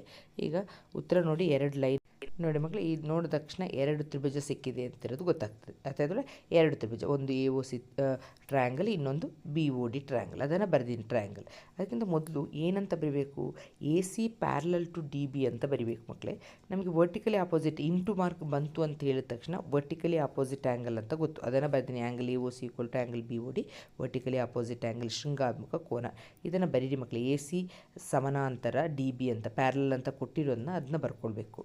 ಪ್ಯಾರಲಲ್ ಅಂತ ಬಂದ ತಕ್ಷಣ ನಮಗೆ ಝೆಡ್ ಶೇಪ್ ಯೋಚನೆ ಆಗಬೇಕು. ನೋಡಿ, ಎ ಸಿ ಇಲ್ಲಿ ಸಿ ಆ್ಯಂಗಲ್ ಮತ್ತು ಡಿ ಆ್ಯಂಗಲ್ ಏನಾಗ್ತದೆ, ಆಲ್ಟರ್ನೇಟ್ ಆ್ಯಂಗಲ್ ಆಗುತ್ತೆ, ಶೃಂಗಾಭಿಮುಖ ಕೋನಗಳಾಗುತ್ತೆ. ಅರ್ಥ ಆಯ್ತಲ್ವ? ಕೋನ ಸಿ ಝೆಡ್ ಶೇಪಲ್ಲಿ ಬರ್ತಾ ಇದೆ. ಕೋನ ಸಿ ಮತ್ತು ಕೋನ ಡಿ ಎಂಥ ಕೋನಗಳು? ಪರ್ಯಾಯ ಕೋನಗಳು. ಅದೇ ಥರ ಇನ್ನೊಂದು ಗ್ರೀನ್ ಇಂಕಲ್ಲಿ ಮಾರ್ಕ್ ಮಾಡ್ತಾ ಇದ್ದೀನಿ ನೋಡಿ, ಆ್ಯಂಗಲ್ ಎ ಮತ್ತು ಆ್ಯಂಗಲ್ ಬಿ ಅದು ಸಹ ಏನಾಗುತ್ತೆ, ಪರ್ಯಾಯ ಕೋನಗಳಾಗುತ್ತೆ, ಆಲ್ಟರ್ನೇಟ್ ಆ್ಯಂಗಲ್ ಆಗುತ್ತೆ. ಆಲ್ಟರ್ನೇಟ್ ಆ್ಯಂಗಲ್ ಅಂತ ಬರ್ಕೊಳ್ಳಿ. ಆಗ ಆ್ಯಂಗಲ್ ಆದ್ದರಿಂದ ಎ ಕ್ರೈಟೀರಿಯಾದ ಪ್ರಕಾರ ನಮಗೆ ಎಲ್ಲವೂ ಆ್ಯಂಗಲ್ನೇ ತೊಗೊಂಡಿದ್ದೀನಿ. Triangle A D C congruent to triangle D O B ಅಂತ ಬರೀತೀರ, ಅಂದರೆ ಸರ್ವಸಮ ಅಂತ ಬರೀತೀರ. ಆಮೇಲೆ ನಮಗೆ ಗೊತ್ತಿದೆ ತೇಲ್ಸನ ಪ್ರಮೇಯದ ಪ್ರಕಾರ ಎ ಒ ಬೈ ಏನನ್ನು ತೊಗೊಂಡಿದ್ದೀವಿ, A O by O B equal to A C by B D ಅಥವಾ ಬಿ ಡಿ ಅಥವಾ ಡಿ ಬಿ ಅಂತ ಬರಿಬೋದು. ಅದನ್ನು ಏನು ಮಾಡಬೇಕು, ಎ ಸಿಯನ್ನು ಕೆಳಗೆ ತೊಗೊಳ್ಳಿ. ಆಗ A O by A C equal to ಈ ಡಿ ಬಿಯನ್ನು ಮೇಲಕ್ಕೆ ತೊಗೊಂಡೋದಾಗ D B by B D, just arrangement ಅಷ್ಟೇ. ನೆಕ್ಸ್ಟ್ ಸರ್ಕಲ್ದು ಥಿಯರಮನ್ನು ಕೇಳಿದ್ದಾರೆ ಮಕ್ಕಳೇ. ಥಿಯರಮ್ ನೋಡಿದ ತಕ್ಷಣ ನಿಮಗೆ ಥಿಯರಮ್ ಯೋಚನೆ ಆಗಬೇಕು, ಅದನ್ನು ಬರೀರಿ, ಕಲ್ತಿರ್ತೀರ ಅಂತ ತಿಳ್ಕೊಳ್ತೀನಿ. Tangent equal radius first theorem 10.1. Next ಕನ್ನಡದವರು ಮೊದಲನೇ ಪ್ರಮೇಯ 10.1 ಪ್ರಮೇಯವನ್ನು ನೀವೇನು ಮಾಡಬೇಕು, ಕಲಿತ್ಬೇಕು. ಓದ್ಕೊಳ್ಳಿ, ಸ್ಪರ್ಶ ಬಿಂದುವಿನಲ್ಲಿ ಎಳೆದ ತ್ರಿಜ್ಯಕ್ಕೆ ಲಂಬವಾಗಿರುತ್ತೆ ಅಂತ ಹೇಳಿದೆ. ವೃತ್ತ ಬಿಡಿಸ್ಕೊಳ್ಳೋದು, ಒಂದು ಸ್ಪರ್ಶ ಕಳ್ಕೊಳ್ಳೋದು, ಅಲ್ಲಿ ಸ್ಪರ್ಶ ಬಿಂದುವಿನ ತ್ರಿಜ್ಯವನ್ನು ಬಿಡಿಸ್ಕೊಳ್ಳೋದಾಗ ಗೊತ್ತಾಗುತ್ತೆ. ನೆಕ್ಸ್ಟ್ ಪ್ರಶ್ನೆ, sine A plus cosec A whole square plus cos A plus secant A whole square equal to 2. ಒಂದು ಇನ್ನೊಂದು ವ್ಯಾಲ್ಯೂ ಹಾಕೋದನ್ನ ಕೊಟ್ಟಿದ್ದಾರೆ, ಮೌಲ್ಯೀಕರಿಸಿ ಅದನ್ನು ಕೊಟ್ಟಿದ್ದಾರೆ. ನಾವಲ್ಲಿ ಬೆಲೆಯನ್ನು ಹಾಕಬೇಕಾಗ್ತದೆ. ಮಕ್ಕಳೇ, ಯಾವಾಗಲೂ ಕೊಸೆಕ್ ಬಂದರೆ ಅಥವಾ ಯಾವುದೇ ಸೀಕೆಂಟ್ ಬಂದರೆ ಸೈನ್ ಮತ್ತು ಕಾಸನ್ನ ಬಿಟ್ಟು ಯೋಚನೆ ಇಟ್ಕೊಂಡಿರಿ, ಇದನ್ನು ನಾವೇನು ಮಾಡಬೇಕು, ಕಾಸ್ ಮತ್ತು ಸೈನಲ್ಲಿ ಮಾಡ್ಕೋಬೇಕು ಅಂತ. ಇಲ್ಲಿ ಡೈರೆಕ್ಟ್ ನಾವೇನು ಮಾಡಬೇಕು, first A plus B whole square A ಒಂದು ಫಾರ್ಮುಲಾದಲ್ಲೇ ಇದೆ. ಆಗ ನಾವು ಅದನ್ನು ಫಸ್ಟು ನಾವೇನು ಮಾಡ್ಕೊಳ್ಳೋಣ, ಅದನ್ನು ವಿಸ್ತರಿಸಿ ಬರೋಣ, ಎಕ್ಸ್ಪ್ಯಾಂಡ್ ಮಾಡೋಣ. ಆಗ ಸೈನ್ ಎ ಇದ್ದಲ್ಲಿ ಸೈನ್ ಸ್ಕ್ವಯರ್ ಎ ಆಗುತ್ತೆ, ಪ್ಲಸ್ ಕೊಸೆಕ್ ಸ್ಕ್ವಯರ್ ಇದ್ದಲ್ಲಿ ಕೊಸೆಕ್ ಎ ಇದ್ದಲ್ಲಿ cosec square A plus 2 into A into B ಅಂದರೆ sine A into cosec A ಅಂತ ಬರಿತೀರ ಅಲ್ವ. ಅರ್ಥ ಆಯ್ತಾ? ಇಲ್ಲಿ ಎ ಪ್ಲಸ್ ಬಿ ಫಾರ್ಮುಲಾನೇ, ಇಲ್ಲೂ ಅಷ್ಟೇ. Cos A plus sec A ಅಂತ ಹೇಳಿದ್ರೆ, ಕಾಸ್ ಇದ್ದಲ್ಲಿ ಎ ಇದ್ದಲ್ಲಿ ಕಾಸ್ ಅಂತ ಬರಿತೀನಿ, ಬಿ ಇದ್ದಲ್ಲಿ ಸೀಕೆಂಟ್ ಅಂತ ಬರಿತೀನಿ. ಈಗ ಎಕ್ಸ್ಪ್ಯಾಂಡ್ ಮಾಡಿದಾಗ ನನಗೆ ಆಗುತ್ತೆ cos square A plus secant square A plus 2 cos A secant A ಆಗುತ್ತೆ. ಇದಿಷ್ಟು ಪರ್ಫೆಕ್ಟಾಗಿ ಗೊತ್ತಿರಬೇಕು. ಈಗ ನೋಡಿ, ಸೈನ್ ಸ್ಕ್ವಯರ್ ಎ ಮತ್ತು ಕಾಸ್ ಸ್ಕ್ವಯರ್ ಎನ ಹತ್ತಿರ ತೊಗೊಂಬಂದಾಗ ನಮಗೆ ಗೊತ್ತು ಏನು 1 ಅಂತ ಗೊತ್ತು. ಅದನ್ನು ನಾವೇನು ಮಾಡೋಣ, ಜೊತೆಗೆ ತೊಗೊಳ್ಳೋಣ. Sine square A plus cos square ಎನ ಹತ್ತಿರ ಬರ್ಕೊಳ್ಳೋಣ. ಮಕ್ಕಳೇ, ಎಲ್ಲ ಫಾರ್ಮುಲಾ ಜೊತೆಗಿದ್ರೆ ನಾವು ಈಸಿಯಾಗಿ ಬರಿತೀವಿ. Sine square A plus cos square A ಬರೆದ ತಕ್ಷಣ ಕೊಸೆಕ್ ಸ್ಕ್ವಯರ್ ಅಂದರೆ 1 ಪ್ಲಸ್ ಕಾಟ್ ಸ್ಕ್ವಯರ್ ಎ ಅಂತ ಬರಿತೀವಿ, plus 2 into sine A into ಅಲ್ಲಿ ಕೊಸೆಕ್ ಇದೆ, ಆಗ 1 ಬೈ ಸೈನ್ ಎ ಅಂತ ಬರಿತೀವಿ. ಸೀಕೆಂಟ್ ಸ್ಕ್ವಯರ್ ಎ ಅಂದರೆ 1 ಪ್ಲಸ್ ಟ್ಯಾನ್ ಸ್ಕ್ವಯರ್ ಎ ಅಂತ ಬರಿತೀವಿ. 2 into cos A into secant ಅಂತ ಹೇಳಿದ್ರೆ 1 ಬೈ ಕಾಸ್ ಅಂತ ಬರಿತೀವಿ. ಕ್ಯಾನ್ಸಲ್ ಮಾಡೋದನ್ನ ಕ್ಯಾನ್ಸಲ್ ಮಾಡಿ ಆ್ಯಡ್ ಮಾಡಿದಾಗ ನಮಗೆ 7 plus cot square A plus tan square A ಬರುತ್ತೆ. ಈಗ ನೆಕ್ಸ್ಟ್ ಟ್ಯಾನ್ 60 ಕಾಟ್ 60 ಅಂತ ಕೊಟ್ಟರೆ ಇಲ್ಲಿ ಬರಬೇಕಾದ್ರೆ ನೀವು ಟೇಬಲನ್ನು ಪರ್ಫೆಕ್ಟಾಗಿ ಕಲ್ತಿರ್ಬೇಕು ಮಕ್ಕಳೇ. ಕಲೀರಿ ಮಕ್ಕಳೇ, ಇನ್ನು ಸ್ವಲ್ಪನೇ ಟೈಮ್ ಇರೋದು. ನೋಡಿ, ರಿಸಲ್ಟ್ ಬರುವಾಗ ನೀವು ಖುಷಿಯಾಗಿರಬೇಕು ಅಂತ ಹೇಳಿದ್ರೆ ಸ್ವಲ್ಪ ಹಾರ್ಡ್ ವರ್ಕ್ ಮಾಡಿ, ಸ್ವಲ್ಪ ಸ್ಮಾರ್ಟ್ ವರ್ಕ್ ಮಾಡಿ. Question paper revision is must and must. ನೋಡಿ, ಅದಕ್ಕೋಸ್ಕರ ನಿಮಗೋಸ್ಕರನೇ ಕ್ವಶನ್ ಪೇಪರ್ ಕಳಿಸಿದ್ದಾರೆ. ವ್ಯಾಲ್ಯೂವನ್ನು ಹಾಕಿ ಸಬ್ಸ್ಟಿಟ್ಯೂಟ್ ಮಾಡಿ, ನಿಮ್ಗೆ ಆನ್ಸರ್ ಬರ್ತದೆ. ನೋಡ್ಕೊಳ್ಳಿ, ಇಷ್ಟೇ. ವ್ಯಾಲ್ಯೂ ಕಲ್ತಿರಬೇಕು, ವ್ಯಾಲ್ಯೂವನ್ನು ಸಬ್ಸ್ಟಿಟ್ಯೂಟ್ ಮಾಡಿ ಆನ್ಸರ್ ಮಾಡಿ. Find the coordinates of the point of trisection of line segment joining the points. ನೋಡಿ ಮಕ್ಕಳೇ, ನಾನು ಹೇಳ್ತಾ ಇದ್ದೀನಿ, ಕ್ವಶನ್ ಪೇಪರ್ ನೋಡಿ. ಎಲ್ಲ ಕ್ವಶನ್ ಪೇಪರ್ಲು ಡಿಫ್ರೆಂಟ್ ಟೈಪ್ಸ್ ಆಫ್ ಕ್ವಶನ್ಸೇ ಬಂದಿದೆ. ಫುಲ್ ಚಾಪ್ಟರ್ ರಿವಿಷನ್ ಮಾಡ್ದಂಗೆ ಆಗುತ್ತೆ. ಇಲ್ಲಿ ಏನು ಕೊಟ್ಟಿದ್ದಾರೆ, ಕೋಆರ್ಡಿನೇಟ್ಸ್ ಟ್ರೈಸೆಕ್ಷನ್ ಅಂತ ಕೊಟ್ಟಿದ್ದಾರೆ. ಜಾಯ್ನಿಂಗ್ ದ ಪಾಯಿಂಟ್ ಕೊಟ್ಬಿಟ್ಟು ಇಲ್ಲಿ ಕನ್ನಡ ಮೀಡಿಯಮ್ವರೆಗೂ ಅಷ್ಟೇ ಏನು ಕೊಟ್ಟಿದ್ದಾರೆ, ತ್ರೈಭಾಜಕ ಬಿಂದುಗಳ ನಿರ್ದೇಶಾಂಕವನ್ನು ಕಂಡುಹಿಡಿಯಿರಿ. ಇಂಗ್ಲೀಷ್ ಮೀಡಿಯಮರಿಗೆ ಟ್ರೈಸೆಕ್ಷನ್ ಅಂತ ಇರುತ್ತೆ, ಆ ವರ್ಡನ್ನು ಯೋಚನೆ ಇಟ್ಕೊಂಡಿರಬೇಕು. ತ್ರೈಭಾಜಕ, ಹೀಗೆ ಒಂದು ಲೈನ್ ಇದೆ, ಅದನ್ನು 3 ಭಾಗ ಮಾಡಿದ್ದಾರೆ. ಟ್ರೈ ಅಂದರೆ 3, ಅದಕ್ಕೆ ಪಿ ಮತ್ತು ಬಿ ಅಂತ ಪಾಯಿಂಟ್, ಎ ಬಿ ಅಂತ ಒಂದು ಲೈನು, ಅದಕ್ಕೆ ಪಿ ಮತ್ತು ಕ್ಯೂ ಅಂತ ಮಧ್ಯದಲ್ಲಿ ಭಾಗ ಮಾಡಿದ್ದೀವಿ. ಈಗ ಫಸ್ಟ್ ತೊಗೊಳ್ಬೇಕಾದ್ರೆ ನಾವು ಪಿ ಪಾಯಿಂಟನ್ನು ಕಂಡುಹಿಡಿಬೇಕಾದ್ರೆ M1 M2 ಏನಾಗುತ್ತೆ, 1 ಭಾಗ ಪ್ಲಸ್ ಇನ್ನೊಂದು ಉಳ್ಕೊಂಡಿದೆ 2 ಭಾಗ ಅಲ್ವಾ. ಆಗ 1:2 ಅಂತ ತೊಗೊಳ್ತೀವಿ. ಫಸ್ಟ್ ತೊಗೊಳ್ಬೇಕಾದ್ರೆ M1 M2 1:2 ಅಂತ ತೊಗೊಳ್ತೀವಿ. ಅದೇ ಥರ ಕ್ಯೂ ಪಾಯಿಂಟನ್ನು ಕಂಡುಹಿಡಿಬೇಕಾದ್ರೆ ಫಸ್ಟಿಗೆ 2 ಭಾಗ ಮತ್ತು 1 ಭಾಗ, ಆಗ 2:1 ಆಗುತ್ತೆ. M1 M2 ಏನಾಗುತ್ತೆ, 2:1 ಆಗುತ್ತೆ. ಇಷ್ಟೇ ವ್ಯತ್ಯಾಸ. ಜಸ್ಟ್ ಡೈರೆಕ್ಟ್ ಫಾರ್ಮುಲಾಕ್ಕೆ ಸಬ್ಸ್ಟಿಟ್ಯೂಟ್ ಮಾಡೋದು ಮಕ್ಕಳೇ. ಸೆಕ್ಷನ್ ಫಾರ್ಮುಲಾ ಕಲ್ತಿರ್ಬೇಕು ಮಕ್ಕಳು. ಇದು M1 1 2 2 1 1 2 ಅದು ಯೋಚನೆ ಇರಬೇಕು. ನಾನು ಹೇಳ್ಕೊಟ್ಟಿದ್ದೀನಿ, ಎಲ್ಲ ಕ್ಲಾಸಲ್ಲಿ ಹೇಳ್ಕೊಟ್ಟಿದ್ದೀನಿ. ಡೈರೆಕ್ಟ್ ಸಬ್ಸ್ಟಿಟ್ಯೂಷನ್ ಮಾಡ್ಕೊಂಡು ಹೋಗಿ ಕ್ವಶನ್ ಪೇಪರ್. ಮತ್ತು Q1 ಕಂಡುಹಿಡೀರಿ. M1 M2 ಏನಾಗುತ್ತೆ 2:1 ಆಗುತ್ತೆ. ಸಬ್ಸ್ಟಿಟ್ಯೂಟ್ ಮಾಡಿ ಲೆಕ್ಕವನ್ನು ಕಂಡುಹಿಡೀರಿ. ಮಾಡಿಬಿಟ್ಟು ಸರಿ ಇದೆಯಾ ನೋಡ್ಕೊಳ್ಳಿ ನೀವು. ನೆಕ್ಸ್ಟ್ ಇದರಲ್ಲೇ ಒಂದು ಏನು ಕೊಟ್ಬಿಟ್ಟಿದ್ದಾರೆ, ಆಪ್ಷನ್ ಕೊಟ್ಬಿಟ್ಟಿದ್ದಾರೆ. ಪ್ರೂವ್ ದ್ಯಾಟ್ ಅಂತ ಕೇಳಿಬಿಟ್ಟು 1524 ಅಂತ ಕೊಟ್ಬಿಟ್ಟು ಕೊಲೀನಿಯರ್. ಈ ಕ್ವಶನ್ದು ಕೀವರ್ಡ್ ಮಕ್ಕಳೇ ಅರ್ಥ ಮಾಡ್ಕೊಳ್ಳಿ. ಇದು ಕೀವರ್ಡ್ ಕೊಲೀನಿಯರ್ ಅಂತ ಹೇಳೋದು. ಡಿಸ್ಟೆನ್ಸ್ ಫಾರ್ಮುಲಾ ಯೂಸ್ ಮಾಡಬೇಕು. ಕೊಲೀನಿಯರ್ ಯೂಸಿಂಗ್ ಡಿಸ್ಟೆನ್ಸ್ ಫಾರ್ಮುಲಾ ಅಂತ ಕೊಡ್ತಾರೆ. ಡಿ ನಮ್ಗೆ ಗೊತ್ತಿದೆ, x2 - x1 whole square plus y2 - y1 whole square ಅಂತ ಅಲ್ವಾ. ಕನ್ನಡ ಮೀಡಿಯಮ್ ಅವ್ರಿಗೆ ಏನು ಕೊಟ್ಟಿದ್ದಾರೆ ಅಂತ ಹೇಳಿದ್ರೆ ಸರಳ ರೇಖಾಗತ. ಅದು ಇಲ್ಲಿ ಕನ್ನಡ ಮೀಡಿಯಮ್ ಅವ್ರು ಯಾವ ವರ್ಡ್ ಕೀವರ್ಡ್ ಅಂತ ಹೇಳಿದ್ರೆ ಸರಳ ರೇಖಾಗತ ಅಂತ ಕೊಟ್ಟಿದ್ದಾರೆ ನೋಡಿ ಮಕ್ಕಳೇ, ಅದು ಇಂಪಾರ್ಟೆಂಟ್. ಓಕೆ, ಇಲ್ಲೂ ಅಷ್ಟೇ ದೂರದ ಸೂತ್ರವನ್ನು ಬಳಸ್ಬಿಟ್ಟು ಡೈರೆಕ್ಟ್ ಪ್ರಾಬ್ಲಮನ್ನು ಮಾಡಿದರೆ ಎ ಬಿ ನಡುವಿನ ದೂರ ಕಂಡಿದ್ದ ತಕ್ಷಣ ನಮಗೆ ರೂಟ್ 2 ಬರ್ತದೆ ಮಕ್ಕಳೇ. ನೆಕ್ಸ್ಟ್ ಬಿ ಸಿಯ ನಡುವಿನ ದೂರವನ್ನು ತೊಗೊಂಡು ಬಿ ಮತ್ತು ಸಿಯನ್ನು ತೊಗೊಂಡು x1 y1 x2 y2 ಅಂತ ಬರ್ಕೊಳ್ಳೋದೆಲ್ಲ ಗೊತ್ತಿದೆ ಅಂತ ತಿಳ್ಕೊಳ್ತೀನಿ. ಫಾರ್ಮುಲಾಕ್ಕೆ ಸಬ್ಸ್ಟಿಟ್ಯೂಟ್ ಮಾಡಿ. ಇಲ್ಲಿ 49 + 49 98 ಬರೆಯೋದಕ್ಕಿಂತ ಬದಲು 2 × 49 ಅಂತ ಬರೀರಿ ಮಕ್ಕಳೇ. 2 ಸಲ 49 ಇದೆಯಲ್ವಾ, 98 ಇಸ್ ನಥಿಂಗ್ ಬಟ್ 2 × 49. ಯಾಕೆ ಮಾಡ್ತೀನಿ ಅಂತೇಳಿದ್ರೆ ನನಗೆ 49ರ ವರ್ಗಮೂಲ ಗೊತ್ತಿದೆ, 49ದು ಸ್ಕ್ವೇರ್ ರೂಟ್ ಗೊತ್ತಿದೆ. 49ದು ಸ್ಕ್ವೇರ್ ರೂಟ್ ಎಷ್ಟು 7 √2 ಅಂತ ಬರಿತೀನಿ. ಅದೇ ಥರ ನಾನು ಸಿ ಎದು ಡಿಸ್ಟೆನ್ಸ್ ಫೈಂಡ್ ಔಟ್ ಮಾಡಿದಾಗ ನನಗೆ 64 + 64. ಆಗ ನಾನು 2 × 64. ಯಾಕೆ 64ದು ಸ್ಕ್ವೇರ್ ರೂಟ್ ಗೊತ್ತು ನನಗೆ ಎಷ್ಟು 8ರ ವರ್ಗಮೂಲ ಎಷ್ಟು 8 √2 ಆಯಿತು. ನೋಡಿ ಮಕ್ಕಳೇ, ಕೊಲೀನಿಯರ್ ಅಂತ ಹೇಳಿದ್ರೆ ಈ ಎ ಸಿ ಲೈನನ್ನು 2 ಭಾಗ ಮಾಡಿದ್ದೀವಿ. AB + BC = AC ಅಲ್ವಾ, ಅದನ್ನೇ ಬರೀಬೇಕು. AC = AB + BC ಅಂತ ಬರೆದು AC ಬೆಲೆ ಬೇಸಿಕ್ಕಿದೆ 8√2 ಅಂತ ಬರೀತೀರಾ. AB 1√2 + 7√2 BC ಕೂಡಿಸಿದಾಗ 2 ಕಡೆಯೂ 8√2 8√2 ಬರ್ತದೆ. ಆಗ ಇದು ಸರಳ ರೇಖಾಗತವಾಗಿದೆ ಅಂತ. Next question. Hand fan made up of cloth fixed in between A metallic wires if it is in the shape of sector of a circle of radius 21 cm and angle is 120 degree as shown in the figure.